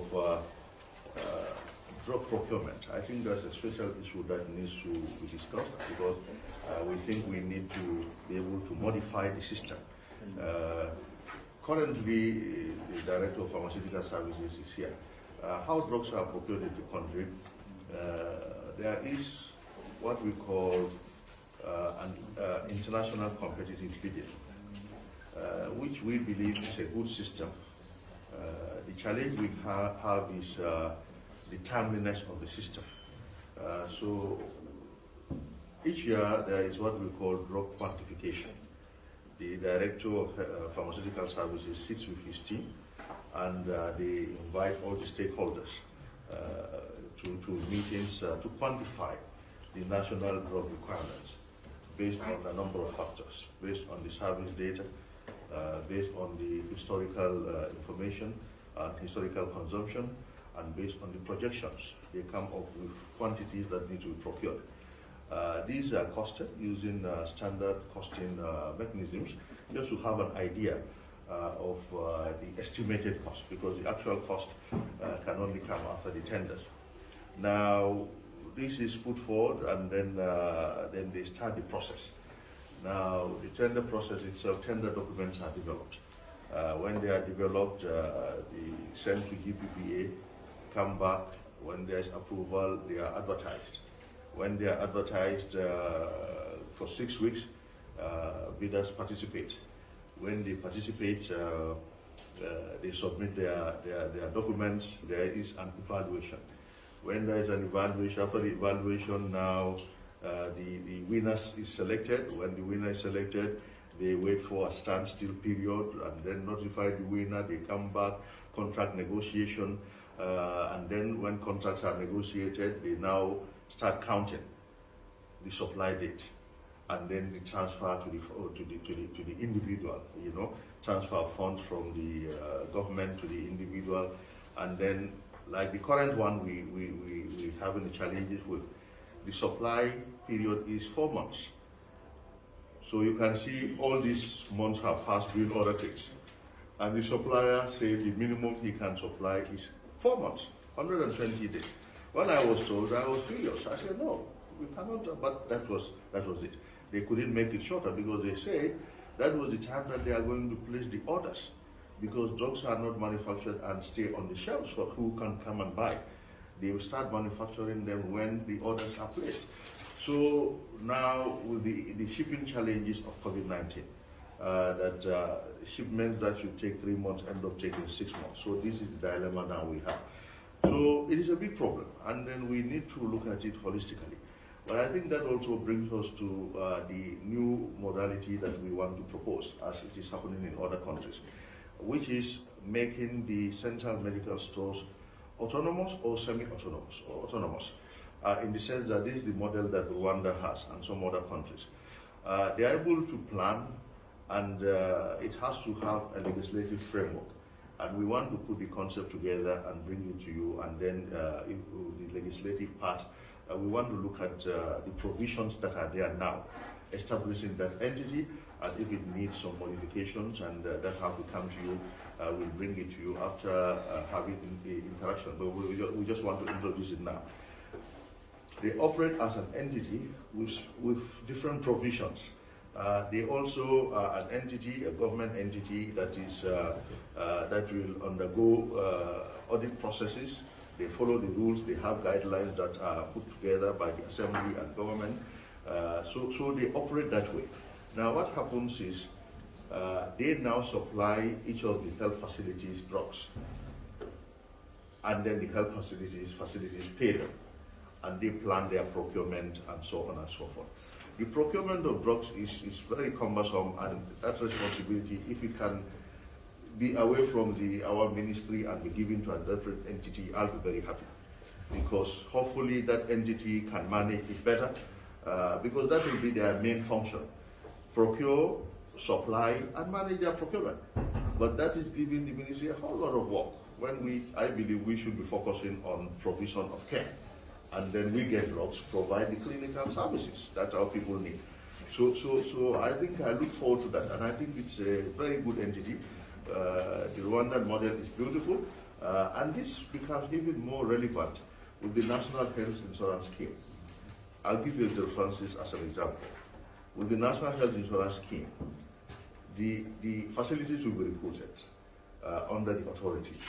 Now, they will provide services, and each of those services there is a cost attached, and they will also provide drugs to the patients, and then they will now bill the insurance authority. Now, how can they bill for things that we, for example, have supplied to them now, the current arrangement? We supply to the hospitals free of charge. How are they going to bill? The insurance authority. But if hospitals were now procuring from this autonomous body, then they can now write the bills to the insurance authority. It pays the hospitals, and they procure from the autonomous body, so that the ministry is not in the procurement of these drugs. I think it will be a very good thing for this country. Yeah, that's my proposal, but we say we prepare your mind, and then that entity, the autonomous body, is accountable to the assembly, is accountable to the parent ministry, and it will be audited on its own merits, and so on and so forth. We believe that will enhance performance and the provision, continuous flow of drugs and medication. The second one is there is a public health emergency operations center we have, but with the outbreak of COVID-19, we think we need to institutionalize this. We need to strengthen it legislation-wise. So we're looking around at models that prevail in other countries. So that is one area that we hope to bring to your attention, so that we work together to actualize that, so that to strengthen that public health emergency center. That will enhance our emergency preparedness, and it will make them being responsive and ready to operate without many bottlenecks. That's what some other countries have. They, as soon as the stimulus is there, they swing into action without much bureaucracy. Now, as we go along, we also have quite a lot of acts that we think need to be modified, to be amended to fit the current times. So those are also things we are looking at. We are actually looking very much forward to your commencement of work, so that we can look at those acts, that need relevant amendments. So we intend to take a lot of your time, so that we strengthen the health sector when it comes to all those acts, and then the policies, and then the acts that give us the mandate to do certain things. We'll take a break for now, and thank you very much for the kind attention. Yeah. Thank you very much, Minister, and thank you very much to all the presenters, and thank you very much, team. Let's press up, and because now it's turn of the honorable members. They have been sitting patiently listening and following all the presentations. Now I open the floor. If any honorable member have any question, comment. and I think it was a consolidated scheme. So it was summarized together. Yeah. They gave to Jibril to put Yeah, together. that's what the director of planning presented. So now I will open the floor for discussion with regards to the presentations that were made here. If any honorable member have any question, comment, or contribution on the subject matter, please you are free to ask anything, because these are the right people who can answer the questions within the party. So Honorable Biden, happy. Thank you, Honorable Chair. Good afternoon, Honorable Minister and team, PS and the directors all present here. Good afternoon to my colleagues. I'm grateful to be part of this committee. This is my first time being an elected member, and then I'm opportunity to be part of this committee, which is going to play an oversight function on one of the most important sectors of this country, which is health. And then being informed through this briefing about some of the steps and interventions we've done, it fills my heart with some hope that we are going somewhere with regards to quality health. You've mentioned many of the innovations that you've carried on regarding the electronic medical recording systems, the electronic birth certificate, and then even major steps in trying to establish a kidney transplant, open heart surgery, and all those things. I think it's high time Gambia moves forward in trying to, because you as in ministry, you know the number of people who leave this country to go and have some of these services. Gambia, a lot of people leave this country to go even to our neighboring country, Senegal, and then they have a lot of economy in terms of Gambians investing in the healthcare, and then it's good that some of those services that are not there, the ministry is making efforts to have them here, and then also I listened to his presentation concerning the services across the country, the expansion of healthcare services. What I was expecting to hear is regards to the decentralization of major medical services. Like, you know, we have a lot of medical, you have Farafenni Health Center, you have Farafenni Hospital, Biam Hospital, Bansang Hospital, and this we call them hospitals, but do they all necessarily have all what it takes to be a hospital in order to reduce the number of referrals that are coming to Banjul? And then you've mentioned Brikama Health Center, having another location in Brikama Center. I think the ministry should be looking at how to have a hospital in Brikama as well, so that they also minimize some of the cluster areas that need services from central. So I think I want to understand what are the impacts that you are doing towards Bansang Hospital in terms of those major services, Farafenni Hospital, Buyam Hospital, and even Basse should have a hospital. So we want to hear some of those things. You've also mentioned the attitudes of staff. The minister mentioned it, and this has been honest comment that you have issues of attitude, and this everyone attitudinal change with regards to coming on to work on time, and then the things they are supposed to do at the hospitals. And this every Gambian that frequents our hospitals notice these things, and if anyone who takes patients to hospitals notice these things. And I think ministries should take. And then sometimes the most surprising thing is that most of our medical personnel who are in the government services provide services at private clinics. And then if you go to private clinics, you experience a very quality service. And then, but these are the same people who are working in public sectors. So it means their attitude towards work at government services is totally different from what they portray when they are working for private sectors. And then this is something the ministry should look into and see how we police the behaviors of people who are giving medical care. Because I myself am a victim of some of these things, and I observe it like it's been very honest. And then I want to draw also this general thing, the other thing is like a comment regarding, let me be constituency bias here. Like I come from Talini, I'm the NAM for Talini. And then my predecessor, Honorable Fatimata Jawara, has made steps because Talini is the only community in KM that does not have a community health center. And we were fortunate to inherit a community center through a project that the German people left us. And we've been trying efforts to make sure the ministry put a hand in that listing by providing the staff and then some of the necessary things so that we have, because Talindi is densely populated, and then we are very unlucky in terms with regards to Fajikunda, Bundum, Latrekunda, and other areas that have been enjoying these services. And then we don't know why was it difficult for the ministry to at least, provide us. The infrastructure is there, the building is there. All we need is the staff to come and deliver services, and then you'll be doing a great service to the community of Talindi. If I know this is just an opportunity I'm seeking. I'll be knocking on your doors. Look, we in Talindi field somehow deprived of some of these basic access to health services with regards to your goal, accessibility.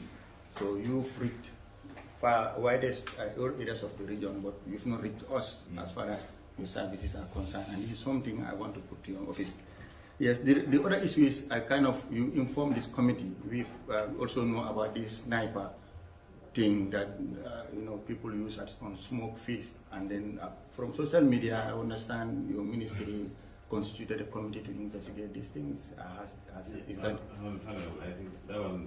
No, it's an OLB. Yeah, I mean, you can talk about it. It's a question, not necessarily. But for that one, we haven't engaged last week. Probably we are together. No, I know the engagement. I know the ministry took steps. I mean to brief us the findings. Okay. That's what I'm saying. Not. Okay. I know. Okay. I was not in the meeting, but I heard this thing. I know. Okay. I mean to update us. Okay. The steps they have taken, how far. That's what I'm saying. Okay. I know they have taken. They have constituted a committee to update us. Yes. So my last thing is the electronic birth certificate. This is a monumental step. I think we have to commend you very much for some of the wonderful initiatives the ministry is coming for, especially this electronic birth certificate. But I want to know whether is it going to be a new one, only newborns, or you're going to go back to some of us who have had this thing, to have all these things in the Yes, it's important because it's all part of data or something. So if you're not thinking in that way, I don't know, maybe that's one is a major one. You are starting with the new ones or something, but then I think I welcome these things. I think I welcome these things. The other thing is about budget implementation. In terms of development, you've mentioned that 1.7 million is for the development budget, and with this, only 9% rate of implementation. I don't know if I get it right, but it seems way below the mark. If we are almost mid-year, and then you are 9% into the implementation of your development budget, which is 1.7 million. And then your overall budget is 3.76 billion, and then 22% and mid-year. So these are some. Maybe they have no money. So I've talked too long. Thank you very much. I don't know what approach are you going to take. Are you okay to address issues as they come, or you want to? Okay, since this one is long, maybe I can take it. Okay. Thank you very much, Honorable Baji, for those questions. So the decentralization is something that we are strengthening very, very much. So the plan, actually, the policy now. So the regional hospitals, those hospitals. So we want the hospitals now in the regions. We want each region to have a regional hospital. So Basse District Hospital now will be Upper River Regional Hospital with all the accommodations, all whatever it takes. North Bank Regional Hospital. But for example, North Bank is very large. So we want a North Bank East Regional Hospital, North Bank West Regional Hospital, like that. Biam Western Regional Hospital. So it is not just the name. So what we want now, which we have started already, each of these hospitals will have very strong presence in the 4 major disciplines. That is internal medicine, surgery, pediatrics, and obstetrics and gynecology. These are the major disciplines, and others come around them. But most people, these are the categories they fall in. Thereafter, other specialties, they can be referred, some can be referred. to the Greater Banjul area. But if they handle these areas very well, most of the patients in their regions would have been seen. So this is what is going to happen, inshallah. And we've already started recruiting those doctors from Cuba to come and fill in those gaps. So each of these hospitals is going to have a fully functional theater to do surgical operations and obstetrics and gynecological operations. So that is the plan for the regional hospitals. Brikama is actually a hospital that's going to be built. We were contemplating a 100-bed hospital, but now we're increasing it to 200-bed hospital. We discussed it with the World Bank. So it's going to be a big hospital. That is also going to feed into the Farado Hospital. And so you've all had the pronouncement of the President. And inshallah, we're going to build a teaching hospital in Farado. So that process has started. So this first phase, which is the emergency treatment center, which is 104 beds, is the first phase. We are coming to build another structure there. We in discussions with the Chinese embassy, and they put forward a proposal whereby they are coming to now build mother and child unit of that place, maternal and child hospital component of that place. So we are going to build like that. Emergency treatment center is there, the waste management center is there, the mother and child hospital is there, and we discussed with the First Lady's Foundation, who have been working very hard with some partners who want to help us build a cancer treatment center. So in fact, they want to come for foundation laying ceremony very soon. So all those we want to house in Farado over there. So at the end of the day, it will all be linked to form the 1,500 bed teaching hospital. So the decentralization is going on rapidly. And what we also plan to do is to have monthly outreaches where doctors, nurses, public health officials, pharmacists, laboratory technicians, and everybody will go as a team into a region on a monthly basis, including myself, to go and look at where the disease burden is high.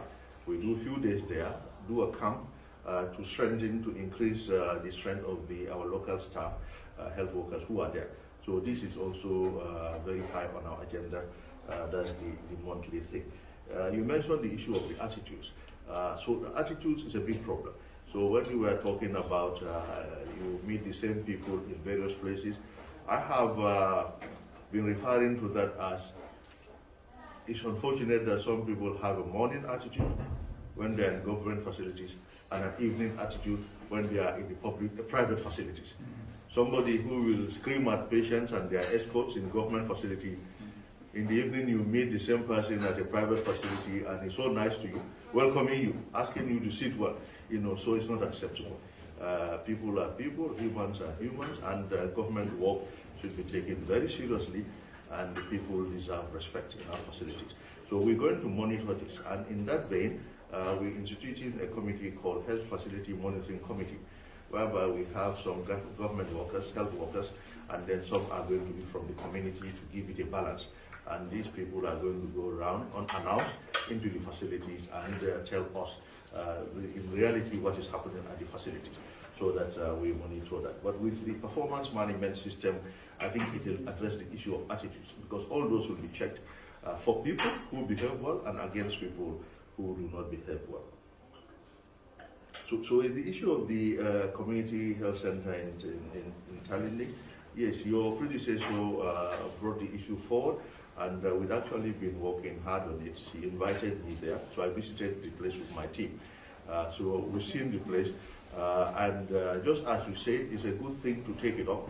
I think the typical thing was, I think there were some challenges with regards to running the place, from what I learned. The community, the people who built it, and how they are operating it. So I think government is ready. When those are sorted out, you kindly let us know, with partnership between the community and the donors. If it is sorted out and then you want this, we can come in. But actually, the other thing we put forward, which is still on the table. So Mr. Judge Jibril did mention that we plan to build more health posts. So there is actually one for Talindi. There is a health post we are going to build in Talindi. The challenge was we tasked them to look for land, which was difficult also. So we'll bring that to you too. Still, if you have somewhere that can accommodate a health post in Talindi, that is also accessible to the people, We are ready because, in fact, they are working on it now, and there is funding for that from our partners. Gavi is supporting that project, and we're now finalizing it so that the construction work can start. So now, if you have land, I'm not cutting you, but I think on level you can engage him further on that. Yes, exactly. Yes. The issue of sniper as something that was added, an agent that was being added to food stuff. If it is true, it's disheartening and it's unacceptable. But one thing I also wanted to bring attention to, food, the care of food has not been the mandate of Ministry of Health. That is where the most people assume that it's our mandate. No, it's the mandate of the Food Quality Assurance Authority. It used to be under the Ministry of Health. There was a unit in the Ministry of Health that was responsible. But now a new entity, authority, has been formed, and they are under the office of the Vice President. So when this happened, what we did, when I heard about it, I alerted our team, the entire team. We gave the leadership of that to the Director of Public Health, because anything that potentially has, poses a risk to the public health, to the health of the public, we certainly are interested, and we want to get to the root of it. So our Director of Public Health dispatched his team. They interacted with the Food Safety Authority, and then various we learned that various investigative mechanisms were started, but we haven't found have not been updated on the outcome yet of the finalization. But I was told that samples were taken to be sent elsewhere to confirm the veracity of that situation. Yeah, so that was it. And I think the committee also called them, and they all had a good meeting here, and that's been followed up. The electronic birth certificate, so the idea is to have everybody get the new type. So we'll all get the new type, which is very good. And as part of your tour, we'll be very grateful if you could visit the new birth certificate unit, birth registry. It's recently renovated and is very nice. It's in value if you can just pass by to see the gadgets and then the structures, what they have. The World Bank supported in that, and I think it is very good. Yeah. The budget implementation, well, PS could talk more about that. But I think sometimes the challenge also is general terms. Is that sometimes our people send requests that they follow up and it doesn't come. So in fact, you have already so many requests at the Ministry of Health for allocation, a Ministry of Finance. So when the allocation doesn't come, then you cannot implement. Okay. So just as the chair said, maybe sometimes there are issues. Maybe the funds are not available at that time. Of course, as people keep on saying, budget is an estimate. It doesn't mean the monies are lying down. But I think we've been having quite some challenges. They've been supportive, but sometimes the certain allocations do take time, and people keep on following them up. Yeah, I don't know if you want to say something. Yes, exactly. That's exactly what I was going to say. Just to add that, we have been having that challenge really. And for contract execution, development, you spend it on capital expenditure, like you are buying heavy equipment or you are paying for construction. And those are also based on contracts that you sign. And you follow implementation timelines that also inform your process of pay. So if your contracts don't mature based on work certification, you cannot disburse even if you have the fund. So that might be one aspect of it, but the other aspect is what the Honorable Minister has said, and that has been a challenge. With Minister of Finance, they've been very supportive over the period. However, their support was mainly, in the area of COVID, in terms of release of funds. The normal GLF has been a challenge for us to get allocations released under the normal GLF as far as development is concerned, because their eye has been that, well, you have COVID funds, you have COVID funds, use those ones, but those ones are specific for COVID-related activities. So with all the facilities that we are doing, that are outside of the COVID arrangement, this is where we pay them from. And if we don't get the allocations under this project line, it's difficult to spend. So far, this is what we have been able to get, and this is what we have got. As far as our contracts are ongoing, we're hopeful that before the end of the year, when coffers, become released, we will be able to get, and once we pay for the contracts, we'll be able to exhaust the balance. Thank you. Thank you very much, Honorable Minister, and thank you very much, Honorable Baji. I think on the issue of the budget, just highlight everything in the report you're going to give us, the challenges, then during the budget, bilateral with the ministry, these are issues that we can take up, and inshallah, we're going to take it up and support you on that. The Honorable Member for opinion. Yes, I think, thank you so much, Honorable Chair, for giving me the opportunity. And to the Honorable Minister and the team, let me also seize this opportunity to thank you vividly for those meticulous presentation, explicit and meticulous presentation. I think I have to thank you for judiciously utilizing the funds that have been given to you during the time of COVID-19. Though it's mega resource, at least you and your team did your best to do what is needful for the Gambian people. We have to commend you for that. Yeah, well, one thing peculiar I don't hear from the presentation is the issue of traditional medicine.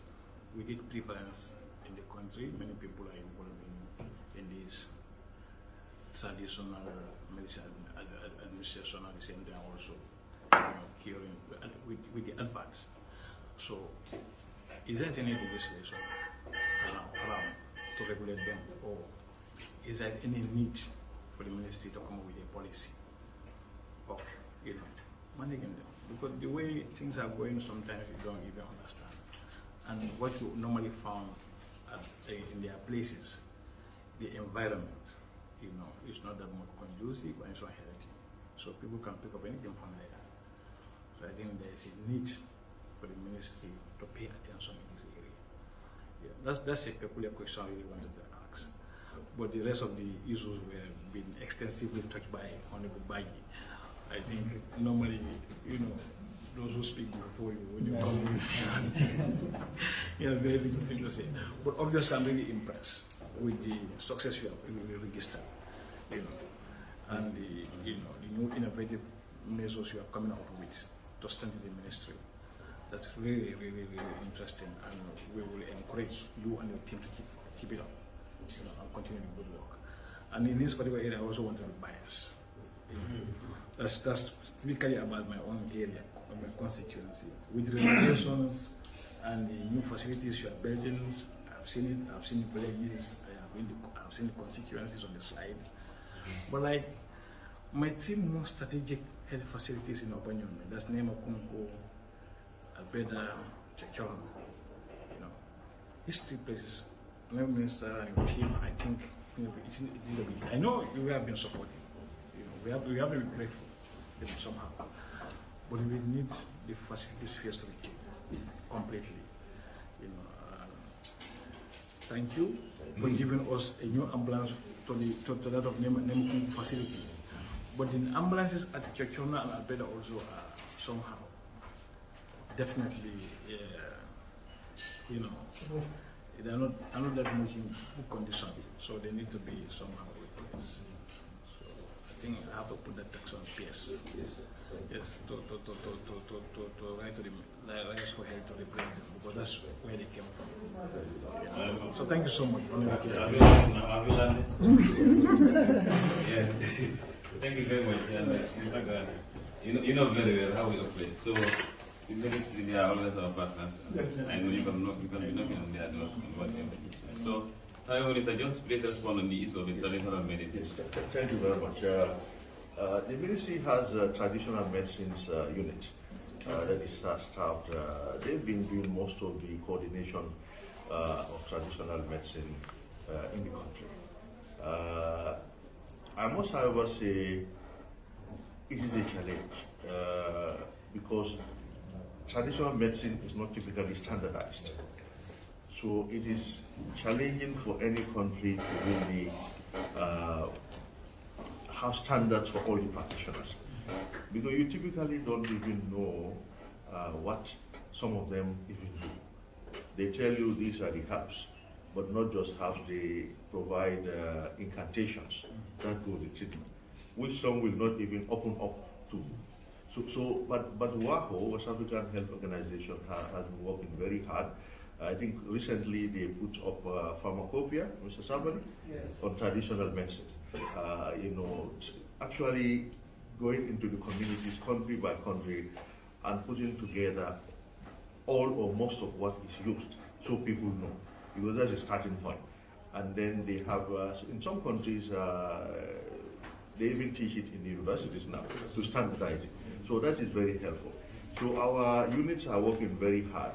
I will allow Mr. Sabon also to make a few comments on that. But I think one challenge we have is some of these issues that are mentioned in the radio. When they advertise like that, regulating that the Directorate of Health Services is actually looking at that, what is allowed and what is not allowed. And these are also areas that if we see there are regulatory gaps, we'll come back to you to support us in that, so that we are able to handle it properly. Exactly, the legislation, and then so we're looking at that. But the Directorate of Health Services is doing that. And there was a time the Medicines Control Agency, I was told, even wrote to them to stop these things they do on TV, on radio, particularly saying they could do A, B, and C, attracting people. But at the end of the day, we get complaints that that is not what happens behind the scenes. Yeah. Thank you, Mr. Sawan. You have a comment?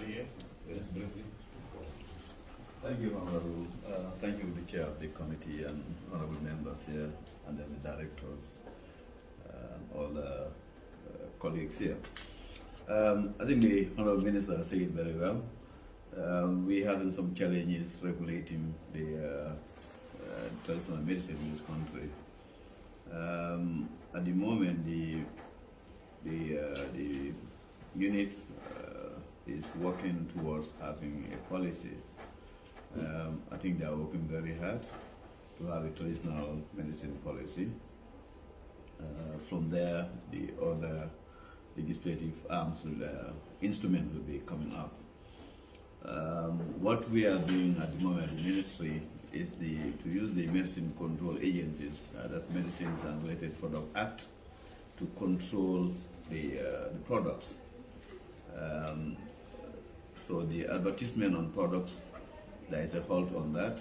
The medicine control agencies have wrote all to practitioners to desist from promoting their products.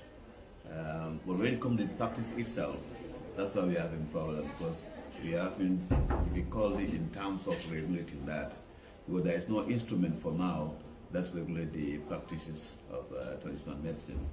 So that's the weakness in the system. As the Honourable Minister said, that he will come back to you to come up with an act to address those anomalies in the system. I think WAHO has really helped in recent years to regulate the practice.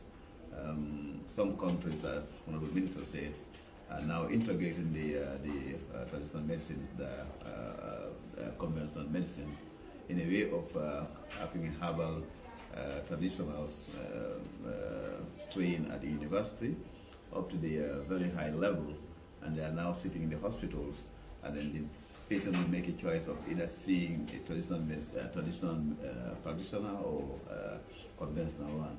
So we are working towards that direction, but for now the most fundamental thing is to come up with a policy. From there we come with other legal instruments. Thank you.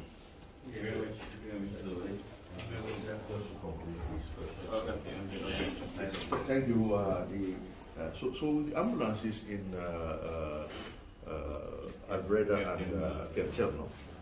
So we're actually now looking at the fleet. Those are the riders' fleet that we have, and then our fleet that are old. Some of the vehicles riders manages belong to government. They are quite old now, and we're looking at them as we get. We hope to still get some more community ambulances, where we realize that the 80 is not enough now, and also replace some of the old ambulances that are in the communities. So this will be included in that. With the renovation, so we embarking on upgrading and renovation of all health facilities in this country. We started and it's going on well. Of course, funding is not readily available, so we've started engaging partners. We engaged Global Fund about a year and a half ago, and we are following it up because there is indication that they'll be interested in supporting us renovate. The other option we say on standby is to engage with Social Security. The former MD did give indication of possible support so that they support the ministry renovate all the health facilities in this country and provide accommodation for our staff all over the country, and then the ministry could pay, annually we could pay some amount for a number of years. So these are innovative things that we thought Social Security could help us do, and we are going to engage them and the Ministry of Finance to look at the framework to see if we are able to do that, going by the laws that exist, if that is something that is possible, is an alternative. And it's going to be done from place to place. But that of, especially that of Nemakungu is high on the agenda. We have done, I've seen and we need a new labor ward over there, an expansion at that space. You know, when you enter the first space you reach before the buildings. Yeah, at Kerchelno, after the windstorm, experienced some damages. The roof of the, some of the, where the staff stay. So we're also looking at that. That one will be done soon, and then some, at least some minor renovations will happen before the rest of them. So this is the information on that. Thank you. Thank you very much. Thank you very much. Why are you clapping?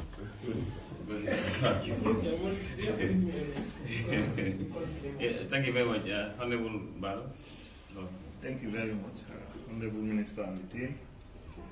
We are very impressed with what we had and some of the plans that you have.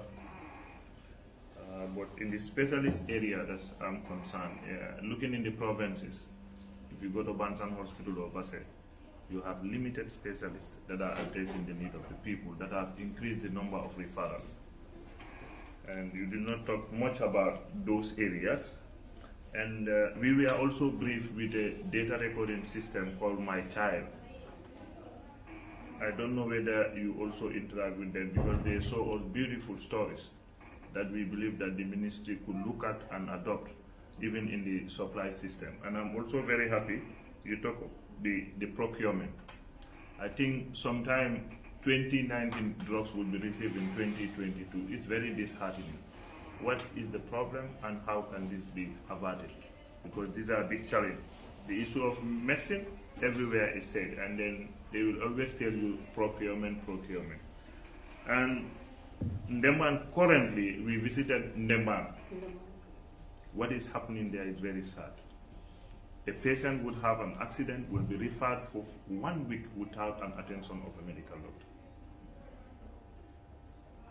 I don't know whether you people observe. That is the current situation I'm talking about. It's really tough, doctor. People are coming from this upland 1 week without a medical doctor's attention. And that's very sad. And this, I haven't heard about some of the responses that you are doing now. And the other issue is from the area that I come from. We had poor road network, and some other areas are completely disadvantaged. Is it possible to help them? Because looking at an area called Jeddah, there is a water network that still now women are delivering on postcard at my area. And coming to the community ambulance, there are challenges that they have, because those community ambulance, the format that was taken, because I challenged at the local authority, that is the local council, for them to intervene in terms of fuel.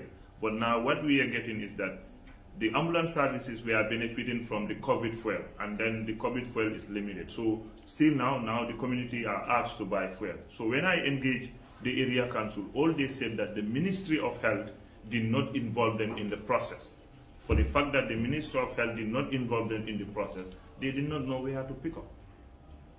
So this is issue that is happening, and I just want you to look at that area. How do you incorporate with the local one? Because even the drivers are not getting their salaries. since the allocation of the ambulance to that area. So, thank you. That is the something. Yes. You still have more. You can still. No, I don't know. Thank you very much. I can go. Yes, you can. Yeah, thank you very much. Starting with the issue of specialists, typically training specialists is a big challenge, and it takes time. So for all developing countries, even developed countries have challenges with specialists. But now, quite a number of the specialists we have in the health sector are from Cuba, the majority. But we said as a country, this cannot be forever. There has to be a sustainability plan. And I'm happy to inform you that we have started that. Now we are training specialists at Edward Francis Moore Teaching Hospital, medical specialists. Now the young doctors who graduate here, most of them are very enthusiastic because they have now a career pathway. So here now we are training surgeons, we are training gynecologists, we are training family physicians, general physicians, and we are training obstetricians and gynecologists as well. So it is happening right here. That is why we brought in, with the support of World Bank, 15 professors from the sub-region who are here training them now. So that is happening. So, and some have recently passed their exams at the middle level, so they have gotten their membership. So it is left for them to go for another 2.5 to 3 years to get their fellowships and become like specialists like myself and some others. So this is happening. But before then, patients continue to get sick and they need specialist care. So that's why we are bringing in more people from Cuba. That process has started. In fact, some of them, they are doing their air tickets. Very soon you'll see specialists in those facilities, more especially. The My Child thing, I had gotten quite a lot of briefings about them and the benefits. Of course, in the past, we realized that they were having challenges.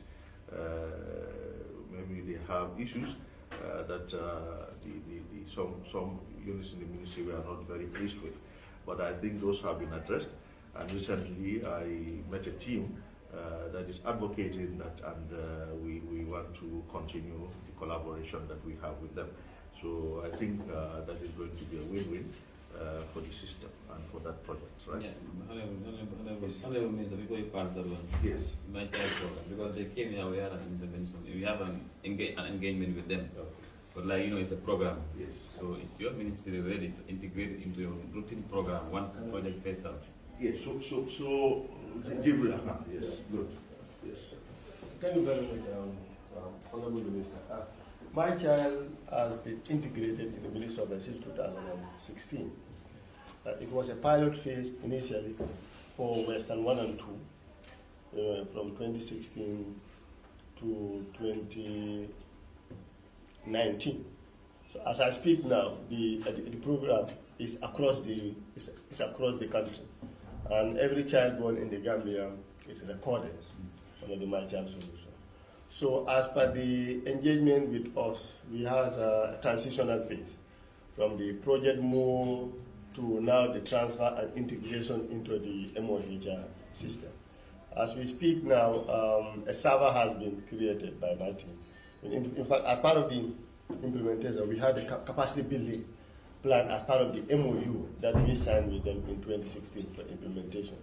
So we are gradually, close to 85% implementation of the MOU agreement, because it's the Ministry of Health that house the My Child project. The scanning stations are within the Ministry of Health, meaning at the RADs. So, and the internet that is used for the scanning is the Ministry of Health that pays it. So, but, gradually, now the IT team has now migrated the server to a new Gambian server so that our information will be managed by us. We have now integrated My Child with the DHIS2. So any information that is on the My Child is automatically pushed to the DHIS2, where the DHIS2 is the national database. So any system that we are bringing up should be able to interoperate with DHIS2. So we have advanced on the implementation. The issue now we are talking about is now sustainability. in terms of when the project actually ends. But that's why we have integrated it to the DHIS2, so that all the information will also go into the DHIS2. In the event that we cannot actually sustain it, we are building up an e-tracker, immunization e-tracker, on the DHIS2. But my child is also advancing in terms of individual data. So that the information now, individual level, which is currently at my child, will be pushed directly to the DHIS2 without any alteration. And a team of IT officers may, are already settled for an intense 2 weeks capacity building on my child's server management, and also production of new models of my child, and also advancing the interoperability with DHIS2. Yeah. That's good. I think that's okay. That's okay. And you can also support on that, please. Thank you very much. Thank you. Yeah. Now the second issue of the third, the procurement of drugs, just as I mentioned. Actually, yes, we've been having delays, just as I mentioned. But part of the early naming, I think what was inherited was there was a year that was missed, right, in the drug procurement. Mr. Savali was here, I don't remember which year it was. That particular, sorry? 2014. So when that 2014 procurement was missed, for reasons probably beyond our comprehension, the subsequent procurement was called, in 2015, was called 2014, right? And then that kept on happening. Now 2016 became called 2015, 2017, 2016, and so on and so forth. So in fact, some time ago we said we need to have an understanding and document this so that this thing is regularized. So that when we are doing 2022 procurement, we call it 2022 rather than 2021. So the team is looking at that with Ministry of Finance and hopefully with GPPA, so that it's regularized. But that is why we inherited that naming of the procurement, because they didn't believe that you can miss a particular year in procurement. So when 2014, nothing was bought. But when they were buying in 2015, they called it 2014 procurement. And that is what we still inherited, and then it is causing this, you'll be in 2022, and we're talking about 2021 procurement. That's how it started. Yeah, so we hope we can get that regularized. Now, with Ndeban, our sincere apologies to yourself and whoever went there and underwent such treatment. It's not acceptable.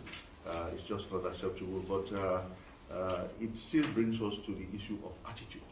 And attitude has to be addressed everywhere in the country, more so in the health sector. But we are up to the task, and inshallah it will change. It will change. We have strategies to make it change, because the people who are sick and their relatives, I think what they expect is attention and compassion. But what we also say, which we will deal with, but I give Edward Francis, for example, as an example.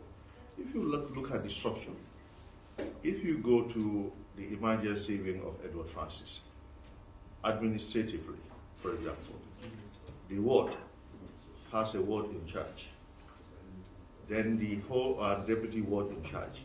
The whole unit has a deputy departmental matron. It has a departmental matron. The hospital has 2 deputy chief matrons and a chief matron. Now, that is on the nursing side, who they administer, they are the administrators of the ward and so on. Now, you go to who should make the place clean. You have an orderly, or you have orderlies. They are under the domestic supervisors unit, but there is a chief orderly, deputy chief orderly. There is a deputy domestic supervisor. There is a domestic supervisor. Now you have an infection control officer attached to that ward. Then you come and have the maintenance unit. The maintenance unit for Edward Francis, for example, I think it's all close to 50 people. You have carpenters, you have masons, you have electricians, you have plumbers, you have painters, bigger than some factories. Now you have a deputy maintenance manager, a maintenance manager. Now you go to the admin side, you have the operations manager, deputy operations manager. You go to the co-admin, you have director of administration, deputy chief medical director, chief medical director. How come an A&E would not function? And each and every one of these people has a responsibility to make sure that that place is clean, the toilets are good, the light is on, patients are seen. The numbers I named are probably up to 15 or 20. So really, problems are in some of the systems. Well, we will deal with them.